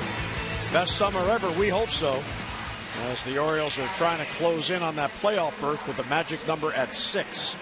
The trail here 2-0 as we head to the 7th inning. They've got some work to do here in the final 3 innings of this ball game. Joe Saunders pitching a really good ball game as well. We'll get that offense back in there. Saunders 86 pitches. He has settled down since his deepest inning, his 6-batter first inning, in which he threw 24 of those pitches. He'll face Aaron Sebia, Goes, and Brett Laurie in the 7th. Changeup for a strike, 0-1.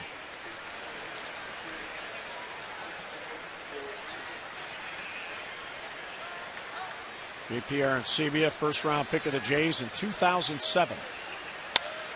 To Andino, over his head for a base hit. Just a soft line drive.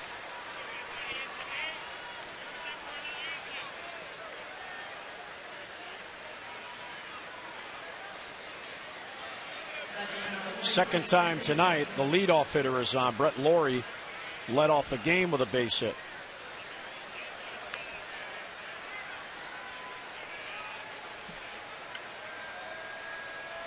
Anthony Goes now 0 for 2. He bounced into a double play and he has struck out.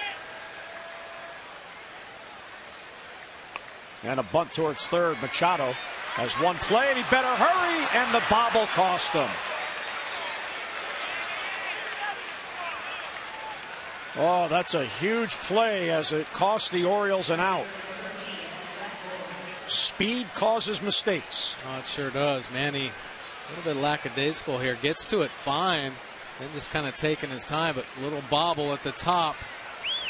And with Goza's speed, boy, he gets down there and beats that one out.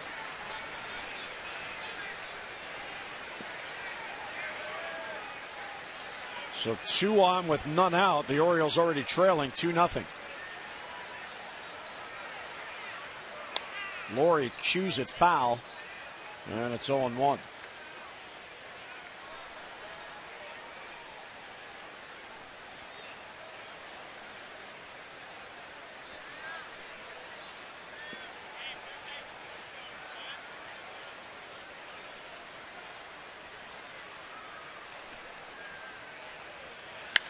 High pop-up, shallow right. Chris Davis settles under it. And Laurie is out, and he cannot advance the runners. Big out for Joe Saunders, and 1 down in the Blue Jays 7th. Well, Miguel Gonzalez today as the Buckle Up rally went to Ali's Bargain Outlet. Miguel was on hand. You see all of the Oriole fans anxious to meet Miguel and coming out and support the Birds. That is good to see. Big crowd out to greet Miguel Gonzalez. Now tomorrow, the next rally will be at the McCormick World of Flavors, noon to 1, Light Street in Baltimore. And then on Thursday at the Walmart in Severn from 2 until 3. So join the Buckle Up rallies around Baltimore. Here's Colby Rasmus.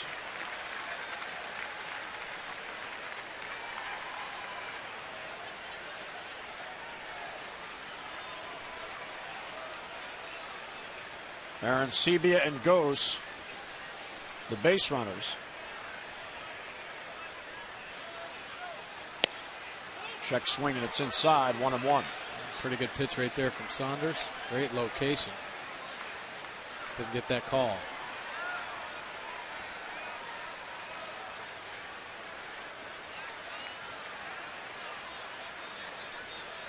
Rasmus is 0 for 3. Not anymore. Base hit to right field. Davis over to cut it off. Easily scoring is Aaron Sebia. Going to third is Gose. And it's a 3-0 Toronto lead.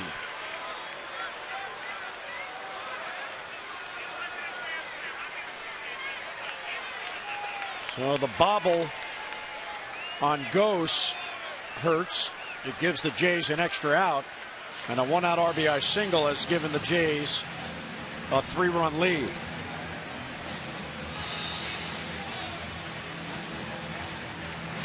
So Saunders will lead. Pitching change at Camden Yards. And the Jays with a 3-0 advantage.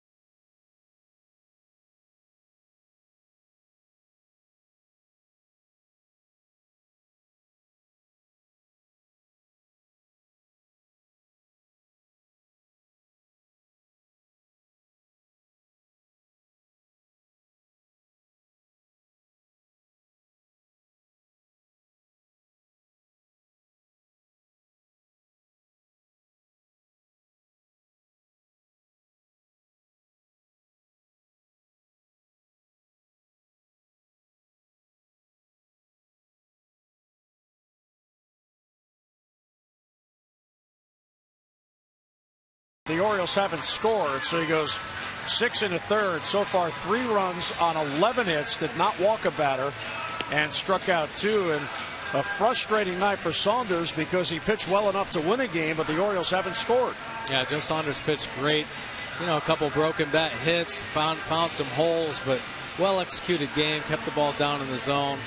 Just not much Orioles offense to this point, but Luis Ayala comes in relief.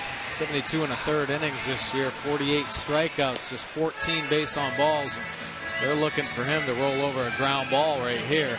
Lefties 286, righties 263 on the year, but that nice two-seamer that he can run in under the hands and maybe induce some ground ball contact, get out of this inning. Joe Saunders on the bench, obviously upset. And here is Edwin Encarnacion, a dangerous hitter in a tough spot.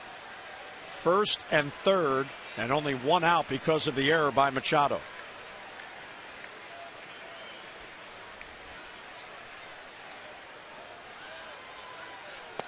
Inside, 1-0. Hey, look at Edwin Encarnacion's hot zone, down and in, 400. Middle, of course, a lot of hitters have success there, and then middle away. So pretty good numbers all over the place, up and in, probably his weakest spot.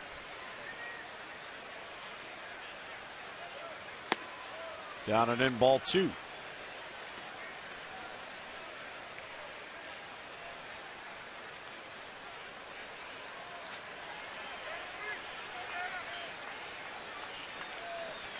Ayala last worked on Sunday. He took the loss in that game at Fenway Park, the finale, as the Orioles were going for the sweep. Breaking ball in there for a strike. It fooled Encarnacion. Yeah, really good pitch, 2-0. Of course, great hitters count, so most hitters sitting dead red looking for that fastball, and especially with the life that Ayala has on it, cheating a little bit, but that little spin locks him up. Nice job throwing that strike from Luis.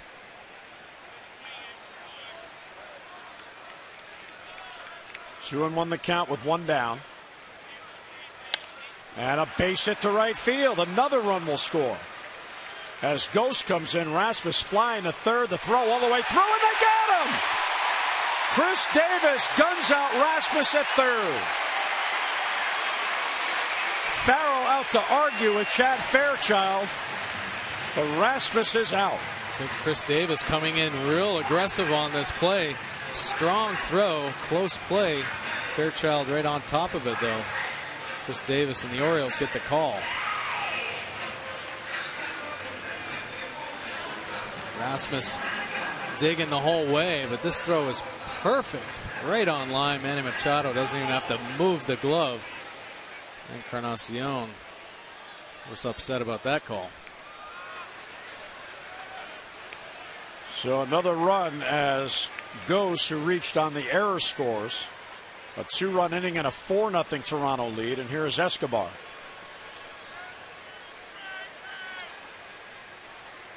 Escobar has 2 hits, including a swinging bunt.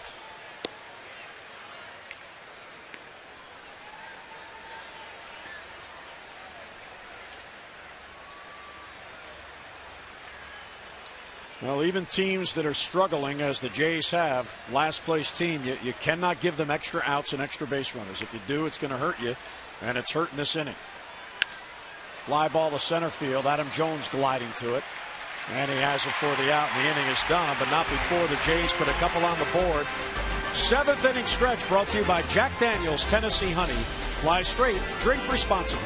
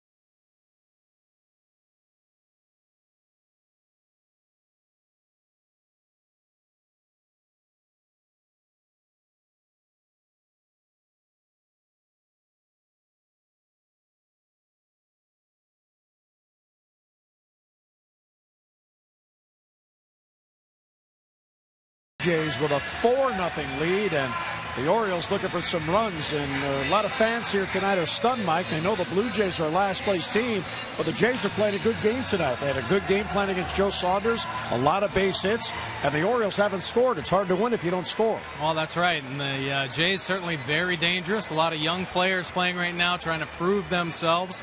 You know, they're being evaluated every day, so they're not going to give up. And Laffey, what a great performance by him. Really kept the Orioles offense at bay. And looking for late inning heroics once again from the Orioles offense here 7th, 8th, and 9th. And an error by Manny Machado with the speed of Anthony Ghost. Manny, knowing that, tried to rush a throw, and instead he bobbled it. Ghost reached. That run came around to score. Right. Well, you can't make mistakes. You know, all year long you talk about paying attention to detail, understanding the situations of games, and you know, you give teams too many extra opportunities, and they are certainly going to take advantage of it, and that's what happened in that last inning. So here we go in the 7th. Orioles now down by 4. Mark Reynolds will lead off against Delabar, who stays on, and there's a ball outside. Delabar got Wieters on a ground out to end the 6th. Fans are trying to get back in it here at Camden Yards. Reynolds pops it straight up behind the plate. Aaron Sebia hoping for a play. He'll run out of room.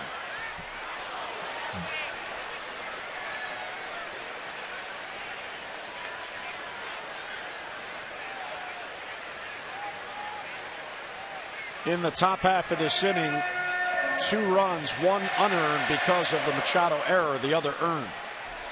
As Jim Tomei loosens up. So the line on Saunders will be 6 1/3, 4 runs, 3 earned.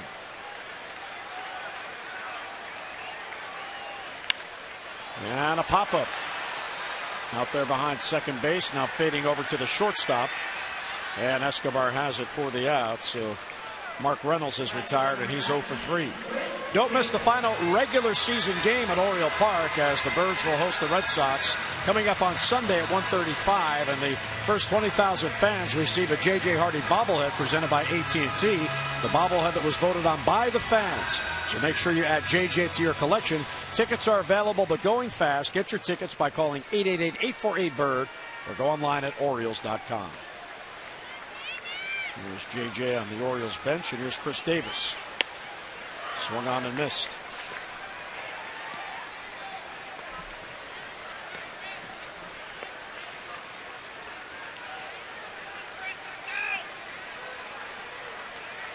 Five through 9 in the Orioles lineup in this game are combined 0 for 11. In his career, Chris Davis has enjoyed hitting against Toronto. In 40 games at .328 average compared to .249 against all other competition. Much better slugging percentage, 10 home runs, and 25 RBIs in his career against the Jays. And he's down 0-2 to Delabar. And this is outside.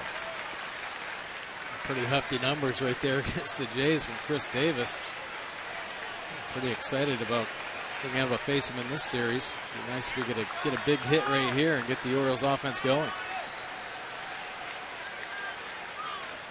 Inside, too tight.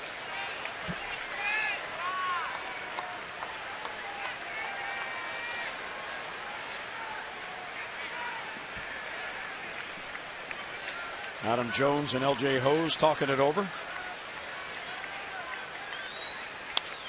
And a bouncer foul, and Wayne Kirby knocks it down.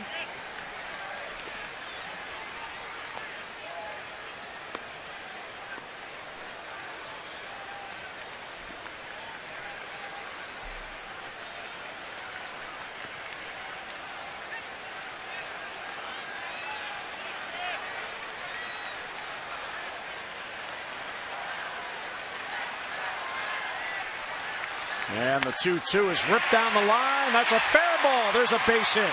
And it goes into the corner. Chris Davis flying to second base, and he is in with a one-out double. Davis with a real good at-bat. He was down 0-2, able to work it even and pulls it to the corner. Yeah, great at bat. Great swing. His 20th double of the year. Watch him pull his hands inside here. Keeps them tight to the body. Stays behind the ball well and able to keep that ball fair, which is huge. And that tells you how good of a swing it was. Typically, lefties will hook that ball down the line, but he drives it, and that ball stays straight. Beautiful swing from Chris Davis. 6th base hit for the Orioles. First extra base hit in this game as Davis gets a double. And the fans getting back in it now. Here's Manny Machado, who's 0 for 2. Swing and a miss. Jim Thome's now out on deck to pinch hit for Steve Tollefson. The right-hander in the game. 0-1 on Machado. Orioles trying to get back in it here in the 7th, down by 4. Machado badly fooled there, and he swung through it 0-2. The Blue Jays got Delabar from Seattle right at the trade deadline when Eric Thames, the outfielder, went to the Mariners. It was an even swap, 1-for-1. Ahead of Machado, 0-2. In the dirt and blocked by Aaron Sebia. Tries to go down there again. Manny Machado swinging at a couple pitches down and away. Delabar and JP Aaron Sebia trying to see if he'll chase a little bit further.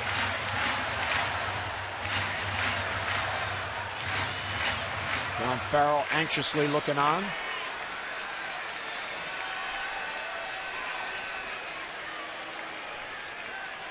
The 1-2 is high, and Machado laid off.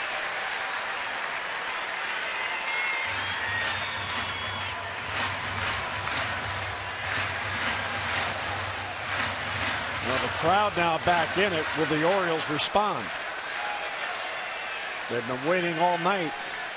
And the Davis double has the fans back in it. From 0-2 to 2-2 on Machado. Outside, ball 3. Tremendous patience here by Manny Machado, Mike, after falling behind 0-2. Yeah, certainly. First 2 strikes, a little over-aggressive, probably wanting to do a little bit too much. Crowd chanting his name. Got back in, settled down, and worked himself into a great at bat here. 3-2 count. You saw Brett Cecil. He's ready in the bullpen with Tomey on deck. And a foul. He just got a piece.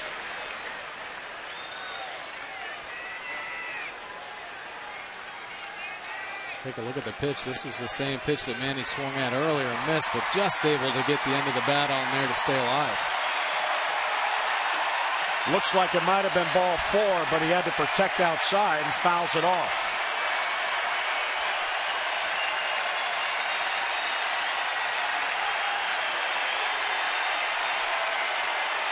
Three and 2 the count. Ball 4, he walked him. The first walk in the game by either side.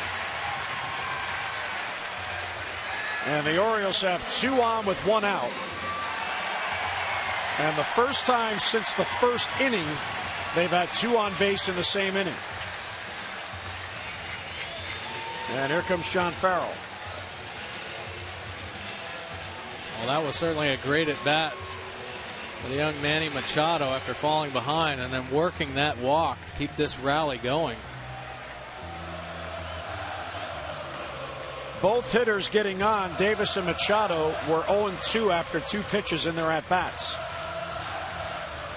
So Tomey will face Cecil, who's coming on here in the 7th. John Farrell knew that Tomey was lurking there, so Cecil comes on in the 7th inning.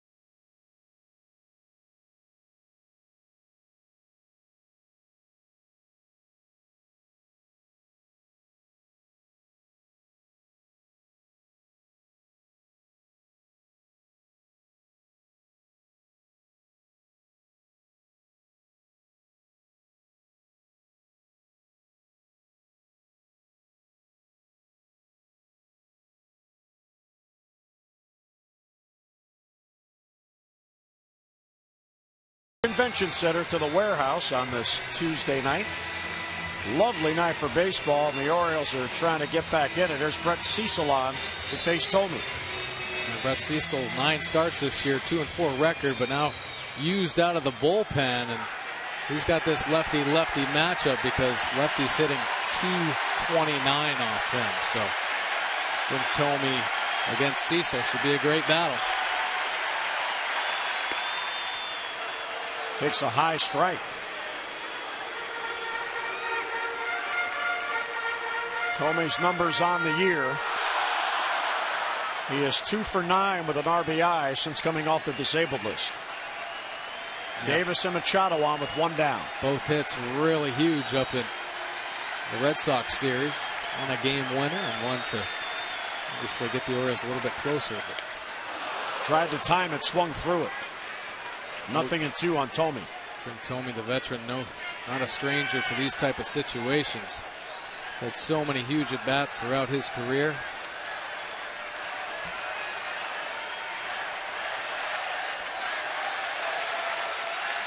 Cecil out of Maryland. Gets ahead of Tomey, 0-2. And he got him. Tomey down on strikes and 2 down. A huge out for Brett Cecil. All off speed pitches, and he got away with this one here. Stays in the middle of the plate. And Tomey just swinging underneath it. Just missed. So Cecil brought in to face 1 batter. He gets him. He'll leave. 2 on with 2 down now, and Brandon Lyon will come on to face Andino. Cecil does his job. 2 on, 2 out in the 7th.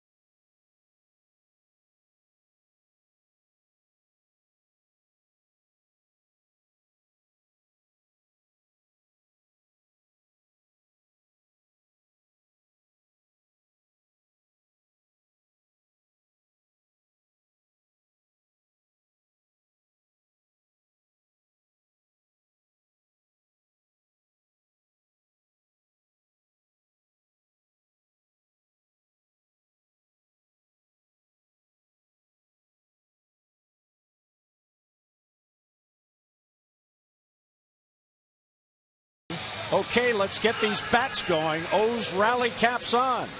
And the fans are responding to Ed Reed. Yeah, they are. Some great rally caps out there.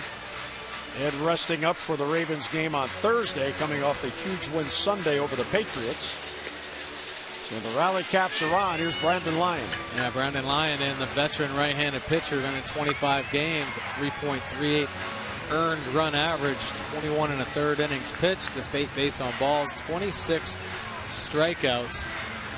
Lefty's hitting 125, righty's 232. We're going to see fastball, cutter, curve, and a change from, of course, came over in that huge 9-player deal from Houston.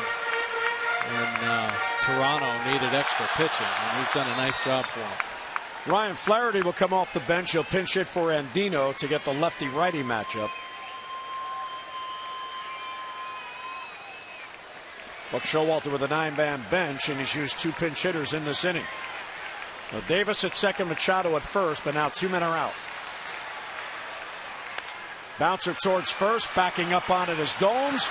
The race is on, and he gets there ahead of Flaherty, and that'll do it. So the Orioles threaten, cannot score, and strand 2 more. We'll head to the 8th at Camden Yards. Toronto with a 4-0 lead.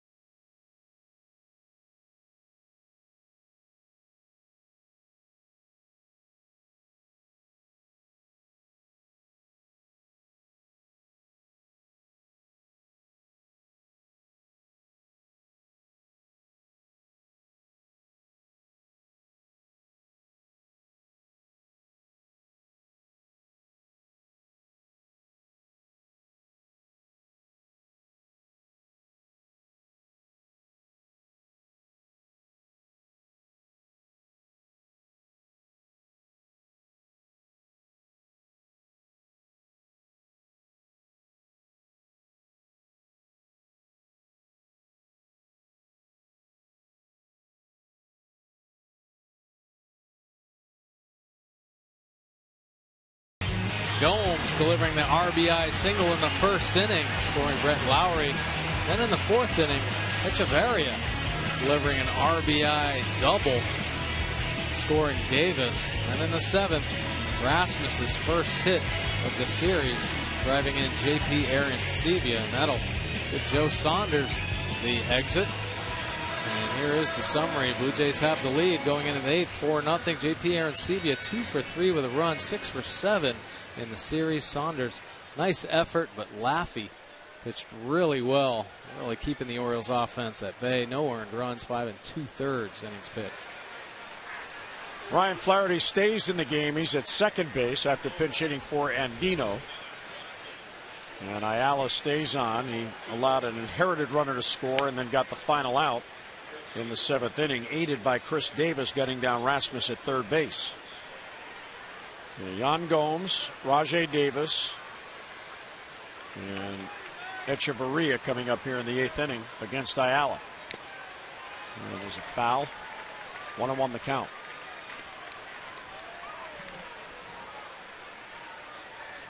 The Orioles have stranded 6 in this game. The Blue Jays have scored in 3 separate innings.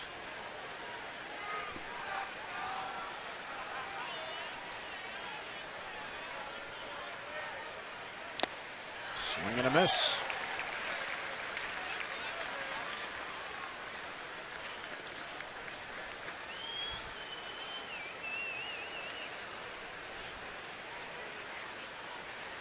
I mean, Kirby looking on with Endy Chavez on the Oriole bench.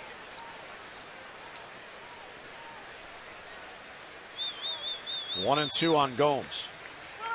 And he got him. First strikeout for Ayala, one away in the 8th. Oh, what a pitch right there from Luis Ayala's two-seamer, and it is filthy. Look at the movement. Moves about a foot at 91 miles an hour under the hands of Gomes. Not a chance getting to that one. Our pitch tracks brought to you by Kia Motors. To learn more, visit kia.com.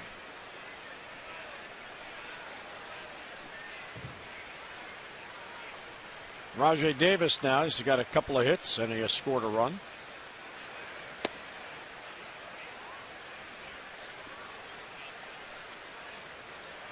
The Orioles down by 4 will have the top of the order coming up when they come to bat in the bottom of the 8th.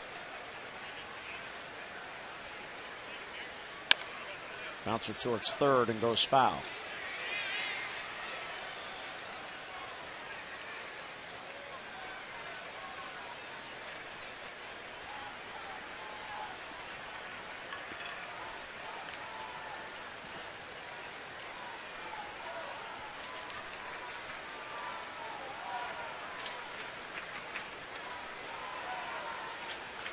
Ayala facing his 4th batter, 1 out, nobody on.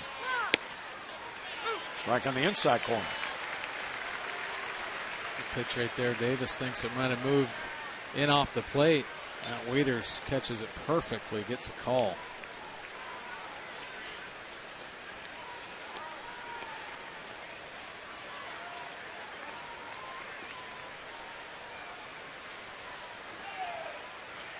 And the 1-2, check swing and appeal to first. He went too far. There's a strikeout and 2 away. Another great pitch, that 2-seamer running in side to Davis. Davis got to protect after getting that call, and he's unable to hold up there. I'd say he went. He did go. He was afraid that ball was going to hit him. There was that much movement on that 2-seamer. Danny Echeverria. He has an RBI double in 3 trips.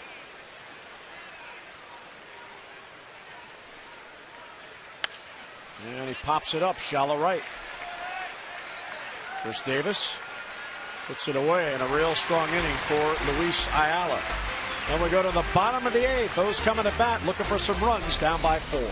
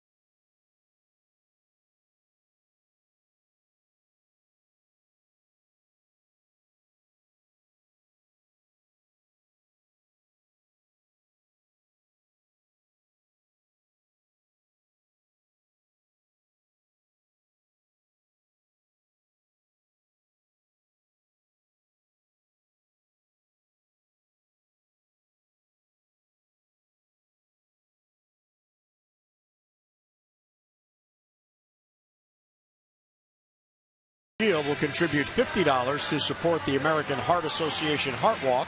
To date, the Orioles have drawn 464 walks for a total of $23,200. Care First Blue Cross Blue Shield encourages each of us to take that first step towards a healthier and more active lifestyle. Nighttime downtown. And the Orioles come to bat trailing 4-0, and the ageless one, Darren Oliver, comes on for the Jays. And he has done a great job indeed. What a veteran, 58 games. Look at that earned run average of 1.84. And he's been used a lot, 53 2/3 innings, 51 strikeouts from the veteran lefty, 218 lefties. So not only can he be used as a matchup guy, but he has weapons to defend himself against right-handed hitters as well. And very dependable and reliable for the Blue Jays this year. Dylan Bundy getting loose in the Orioles' pen. He has appeared in 1 game. It was on the road. McLeod will lead off, then Hardy and Jones. Oliver is 41 years old. Slow breaking ball is low to McLeod, 1-0. He's been in pro ball since 1988 and has been pitching in the big league since '93, facing Nate McLeod. Ball 2. The last 2 seasons with Texas went to the World Series.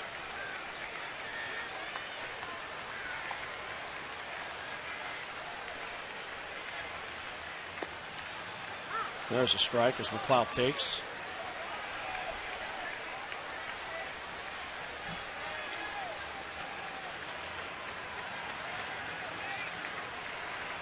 Right-handed batters follow McLouth. And a bouncer foul back of first. Jan Gomes gives the baseball to a fan. 2-2 on Nate. Adam Jones will bat third in this inning. Orioles trying to get on the board here, trailing 4-0 in the eighth.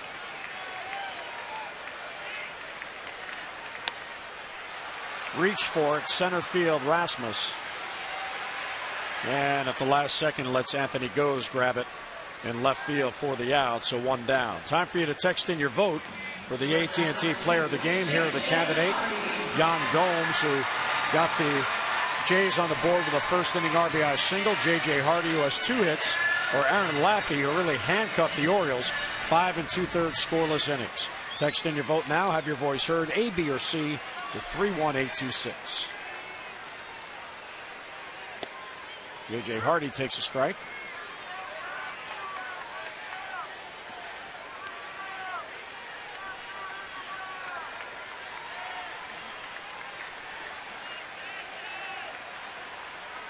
Outside.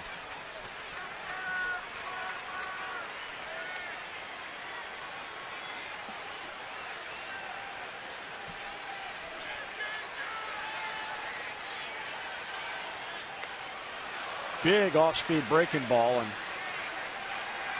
Hardy can't catch up to it, so he's down a ball and 2 strikes. Oliver has all the pitches, and he has movement on everything he throws. He can cut it, sink it. Of course, you just saw a nice little breaking ball right there, and with all the years that he's had out there on the mound, certainly knows what he wants to do with the ball. A little bit low. Pretty close pitch to take. Hardy got the call, 2-2.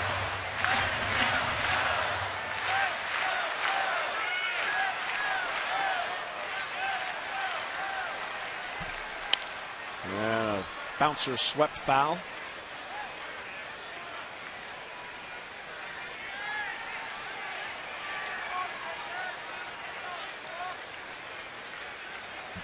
Now 2-2 on JJ, trying to get on for Jones, who's on deck.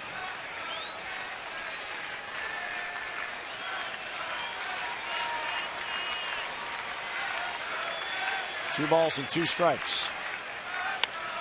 Bounce towards shortstop slowly. Escobar will charge. Plenty of time to get Hardy and 2 men out.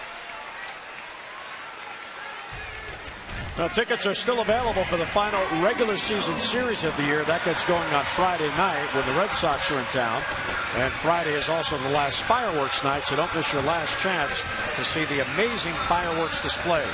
Get your tickets in advance and save 888-848-BIRD or get online at Orioles.com.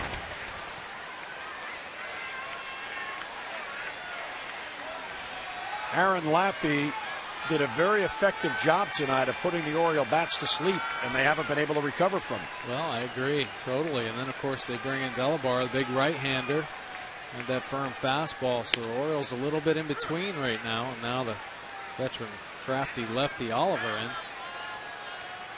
So, yeah, just not able to muster up much offense tonight against the Blue Jays pitching staff.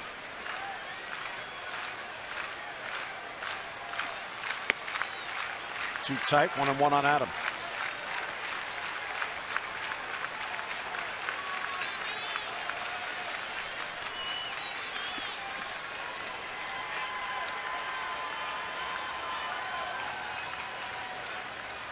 Check swing and appeal. He time.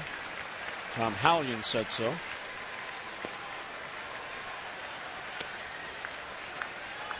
Two outs and nobody on.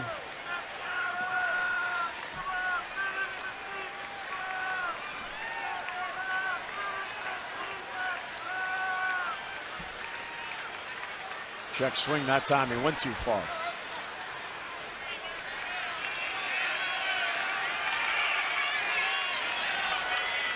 So Adam got the same type of pitch. First time he was able to hold up. That time he wasn't. Now that one just a touch harder. So Adam Jones thinking he's going to throw that fastball. Came in there with a few more miles an hour on it. Induced that check swing.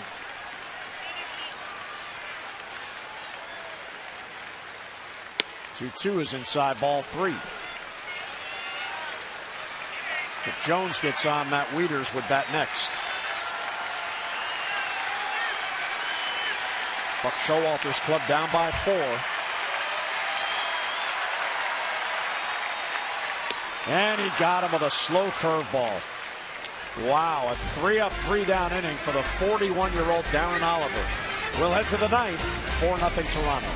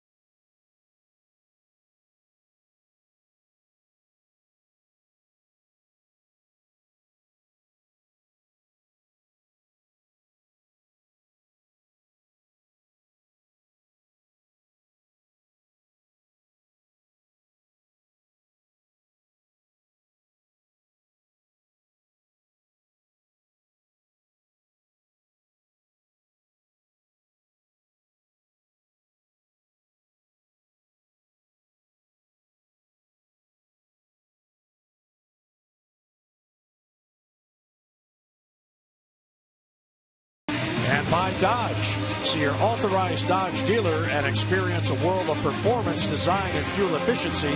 Schedule a test drive or go to Dodge.com and check out our powerful lineup. We'll head to the 9th, 4-12-0 for Toronto. No runs on 6 hits, 1 big error for the Orioles. And Camden Yards just came to life as Dylan Bundy came into the game and was announced to the crowd making his Oriole Park debut. Yeah, Dylan Bundy, of course, made his first and only appearance up at Boston back on the 23rd and didn't disappoint. Faced 2 batters, retired them both. So pretty exciting for Dylan Bundy to be pitching in front of the home Orioles crowd and for finally a chance, the Orioles fans, to see Dylan Bundy live and in person.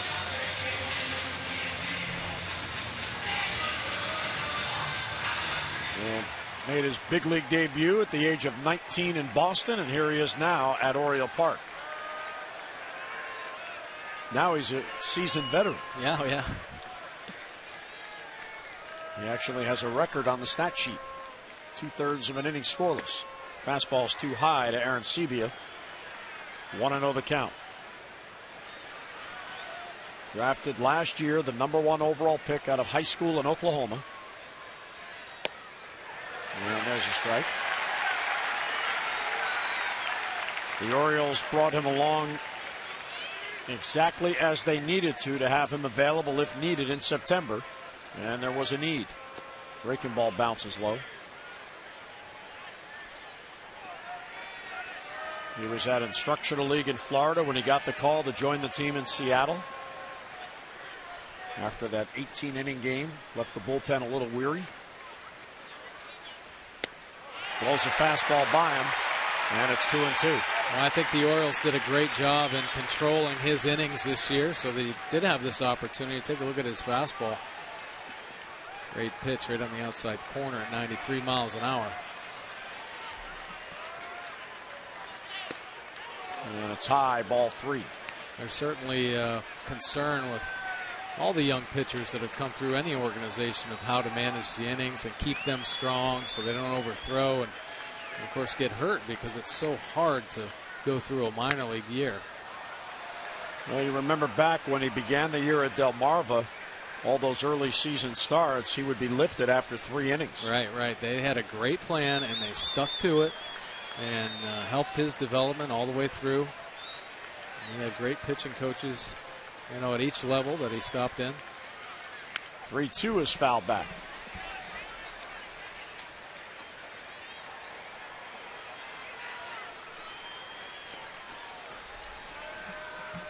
He's about to throw the 8th pitch in this at-bat.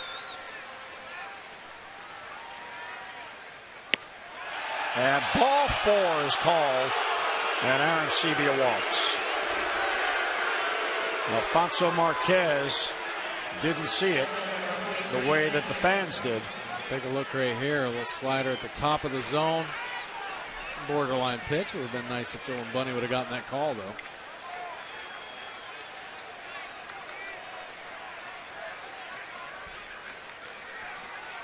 Here's Anthony Gose as the Blue Jays now will look to add an insurance run with the leadoff man on. And he'll take a strike.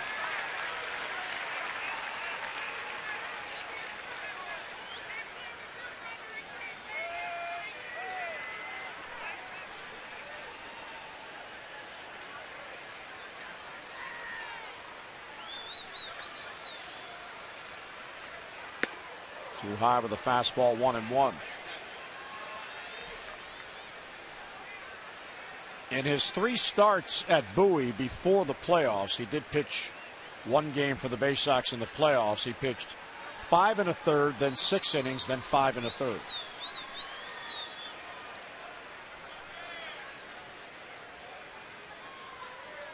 "1-1 is high, ball 2. In the minor leagues, not counting that 1 playoff game, he pitched 103 2/3 innings. 30 at Delmarva, 57 at Frederick, 16 2/3 at Bowie. And by following that path, he's able to pitch in September. Real good off-speed pitch. Oh, it sure was. Not able to find his command just yet with his fastball. Beautiful changeup, and that's certainly a pitch that they wanted him to work on in the minor leagues. Boy, well executed right there.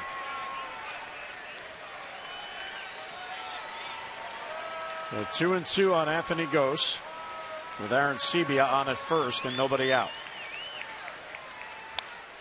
And foul back. He backed it up with another good changeup. Of course, one thing Bundy will learn, as every minor league pitcher who comes to the big leagues will learn, is the patience of the big league hitters and their ability to prolong at-bats by fouling off good pitches. Right. Sometimes in the minor leagues, because you're so much better than the competition, you could get by simply with stuff. Yeah. And he'll learn that. He will, for sure. 2-2. Foul back again.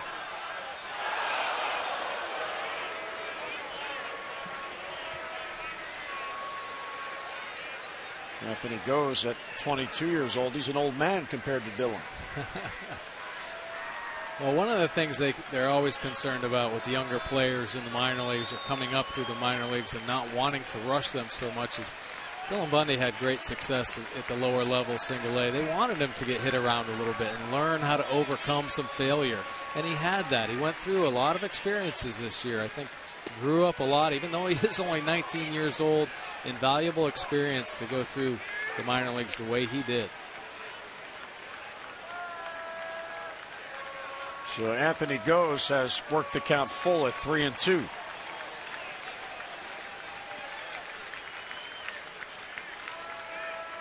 Let's see what Wieters calls here, and Bundy steps off.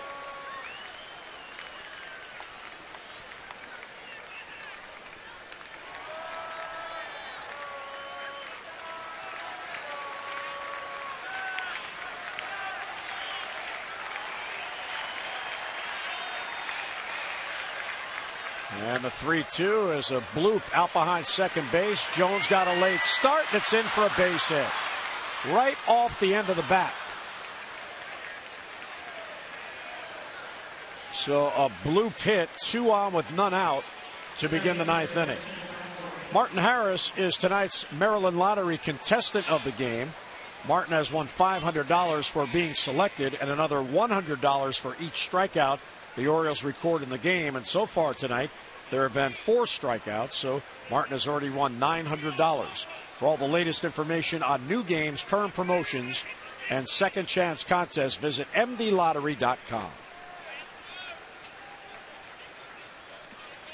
So a little blue pit. Now Dylan Bundy finds himself in a little bit of a jam. He can execute some pitches to work himself out of this. Brett Laurie fouls it back this way.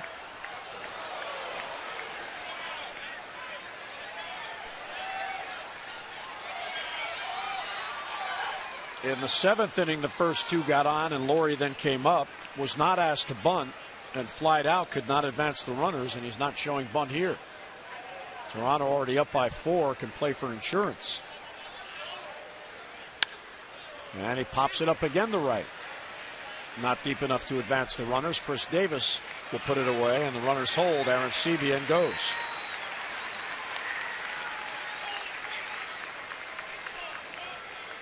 I'm a little surprised at that. If you're John Farrell, you have a chance to maybe add even 1 here, and then the Orioles would have to score 5 to tie it in the bottom of the 9th. Well, he's certainly aware of how dangerous the Orioles offense is, and certainly insurance runs and tack-on runs are important in this part of the ball game, but maybe just feeling that Lowry would do more damage swinging the bat. Maybe the opportunity, maybe pop one out of the park.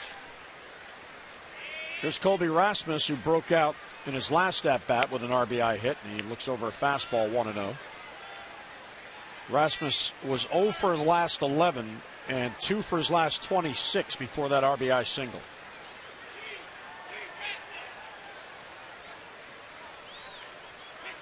Runners at first and second and 1 down. The Orioles, unfortunately, running into this Toronto team at this particular time when they had so many things going wrong, the law of averages beginning to turn around. Boy, it seemed like it, didn't it? But I'll tell you this. I know that John Farrell has kept his club, competitive even through the down times and keeping them upbeat, keeping them in top of their game, and just so many dangerous hitters in the league. Have a couple big pitching performances like they had. Ricky Romero, who had been struggling, for about 3/4 of the year, and had a win 0 for 13, and then pitches pretty well enough to get the win yesterday, the second game. And then Laffey coming out after 2 starts where he couldn't even get out of the 4th inning. Pitched really well. Double play ball to Hardy. He'll step on the bag, fire to first, and swinging 3-0. Rasmus ends the inning with a 6-6-3 double play. We'll head to the bottom of the 9th. Here we go. Last chance for the O's. The Birds come to bat, down by 4.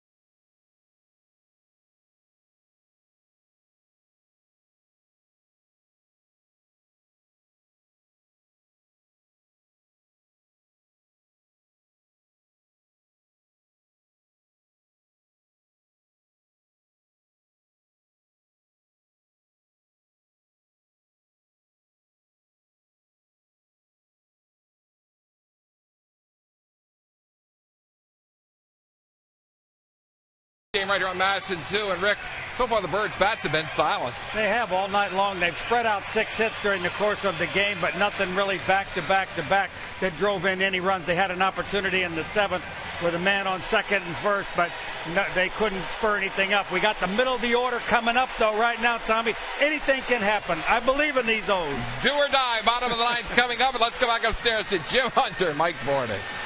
All right, Tom and Rick, thanks so much. So Demper's positive as Wieters, Reynolds, and Davis will come up.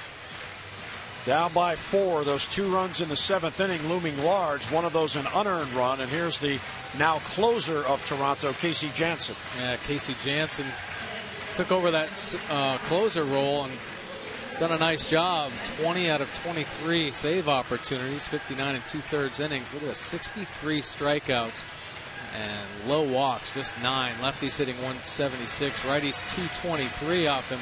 But he's been roughed up here recently. Last night in Game 2, the Orioles able to get 3 hits and an earned run on him, and he's allowed 5 earned runs over his last 7 games. So there are some opportunities, potential opportunities here for the Orioles. Yeah, last night he came on in a 9-4 game, and the first 3 Orioles all reached. But then he got a double play off the bat of Mark Reynolds, and that changed the inning. Now here's Matt Wieters, 2 for 3 on the night.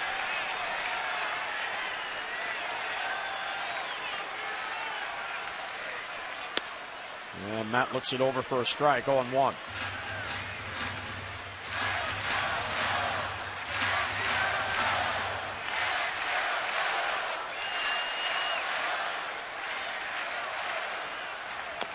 And a chopper. And Sabia bobbles the ball, picks it up, throws, and he gets Wieters at first base.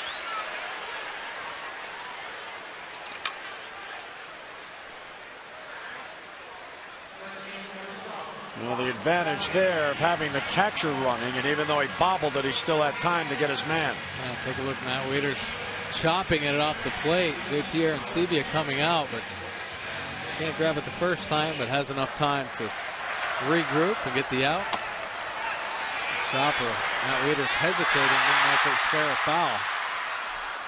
And it was fair, and he's out. Mark Reynolds takes ball 1.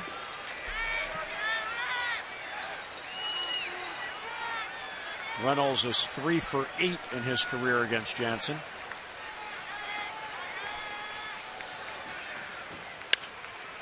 Slow curveball hit the short. Bobbled by Escobar, and Reynolds will reach. So the Orioles get some life as Escobar bobbles it. Here's an update on the voting for the AT&T Player of the Game. And Yan Gomes, how about that? 71%. The Yan Gomes fans have texted in. Still time to vote A, B, or C to 31826. And Tom and Rick will have the results coming up on O's Extra Postgame. They go back to that big shift on Chris Davis with Lowry playing the rover out in right field right now.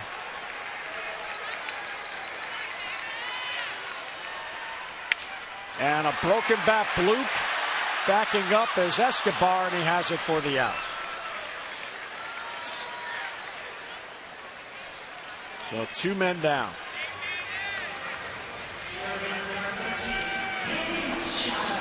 I still would love in that situation to see Davis just bunt it to third. Orioles are down by 4. You need base runners. They're giving it to you. Just go ahead and take it. Hey, there's the opportunity for it, indeed. I mean, even a 2-run home run doesn't really makes do it 4-2. Sure, you got to keep that rally going.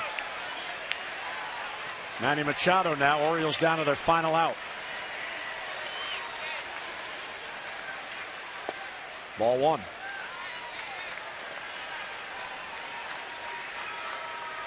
Machado has never faced Casey Jansen.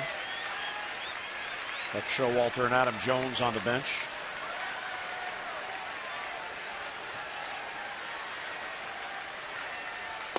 Ball 2. So the game should be over. The Orioles getting the extra at bat because of the error by Escobar. His 12th error on the year. Ron Farrell's club, though, 1 out away from winning back-to-back games against the Orioles.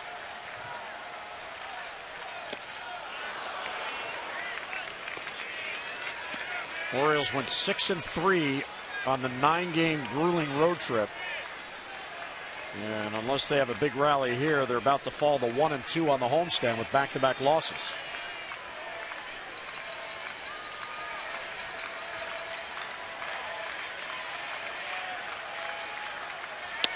Inside, good take.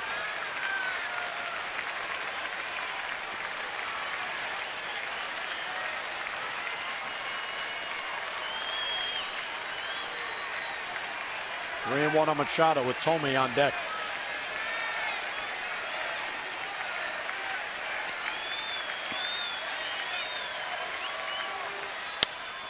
Machado slicing one down the line. That'll fade back out of play. And the count goes full at 3-2.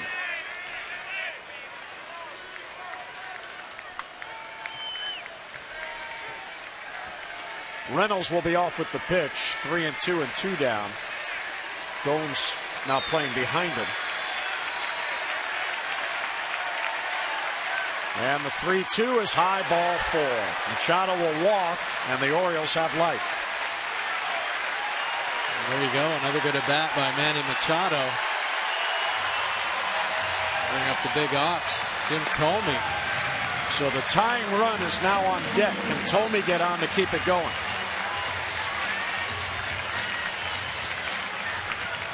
In brief history head-to-head, Thome is 0 for 4 against Casey Janssen.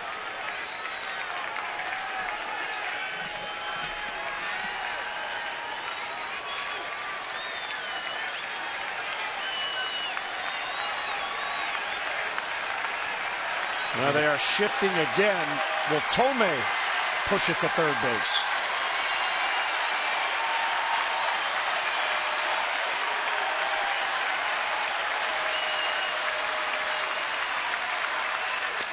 Reynolds is going to run. He'll take third because nobody's there covering. That's a smart play. Sure.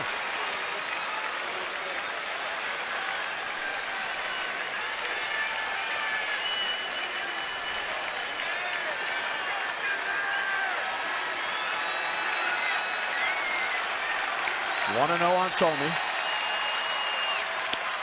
Inside, ball 2.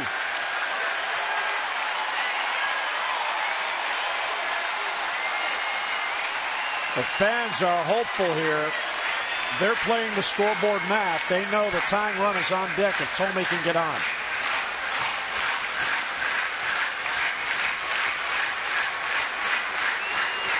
Bruce Walton coming out, making sure everybody's on the same page here.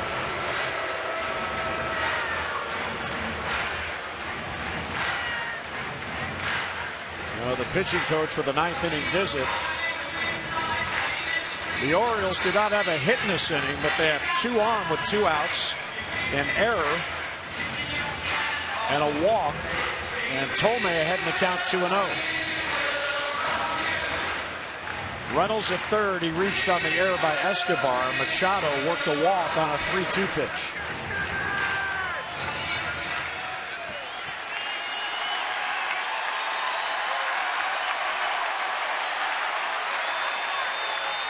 High, ball 3.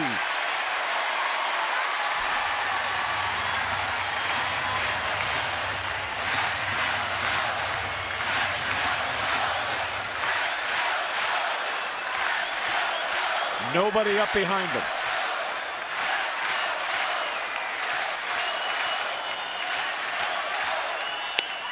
And he'll take a strike, 3-1.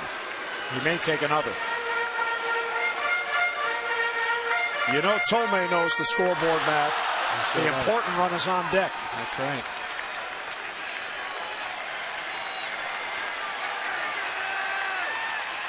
Ball 4, and the bases are loaded, and the tying run comes to the plate. Back-to-back great at-bats by Machado. Now Jim Thome. L.J. Ho is coming on to pinch run for Thome.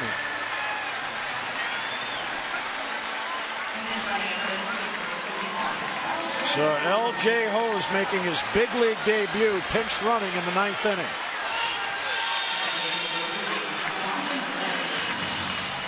Flaherty pinch hit for Andino in the 7th with 2 on and 2 out, and he grounded out sharply to first base. If Flaherty gets on, it turns the lineup over. McLeod, the leadoff hitter, is on deck.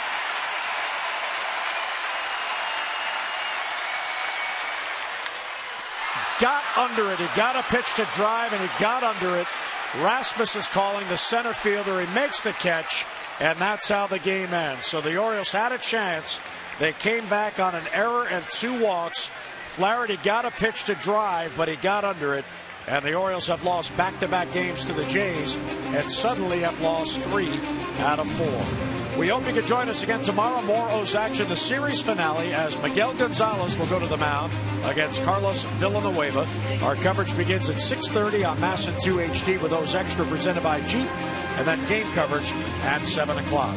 And now for Mike Bordick and our entire hardworking crew, Jim Hunter saying so long from Camden Yards, where the Blue Jays have shut out the Orioles by a final of 4-0. Tonight's telecast, the MASN presentation, Tom and Rick, O's Extra comes your way right now. Have a great night, everybody. We'll see you tomorrow.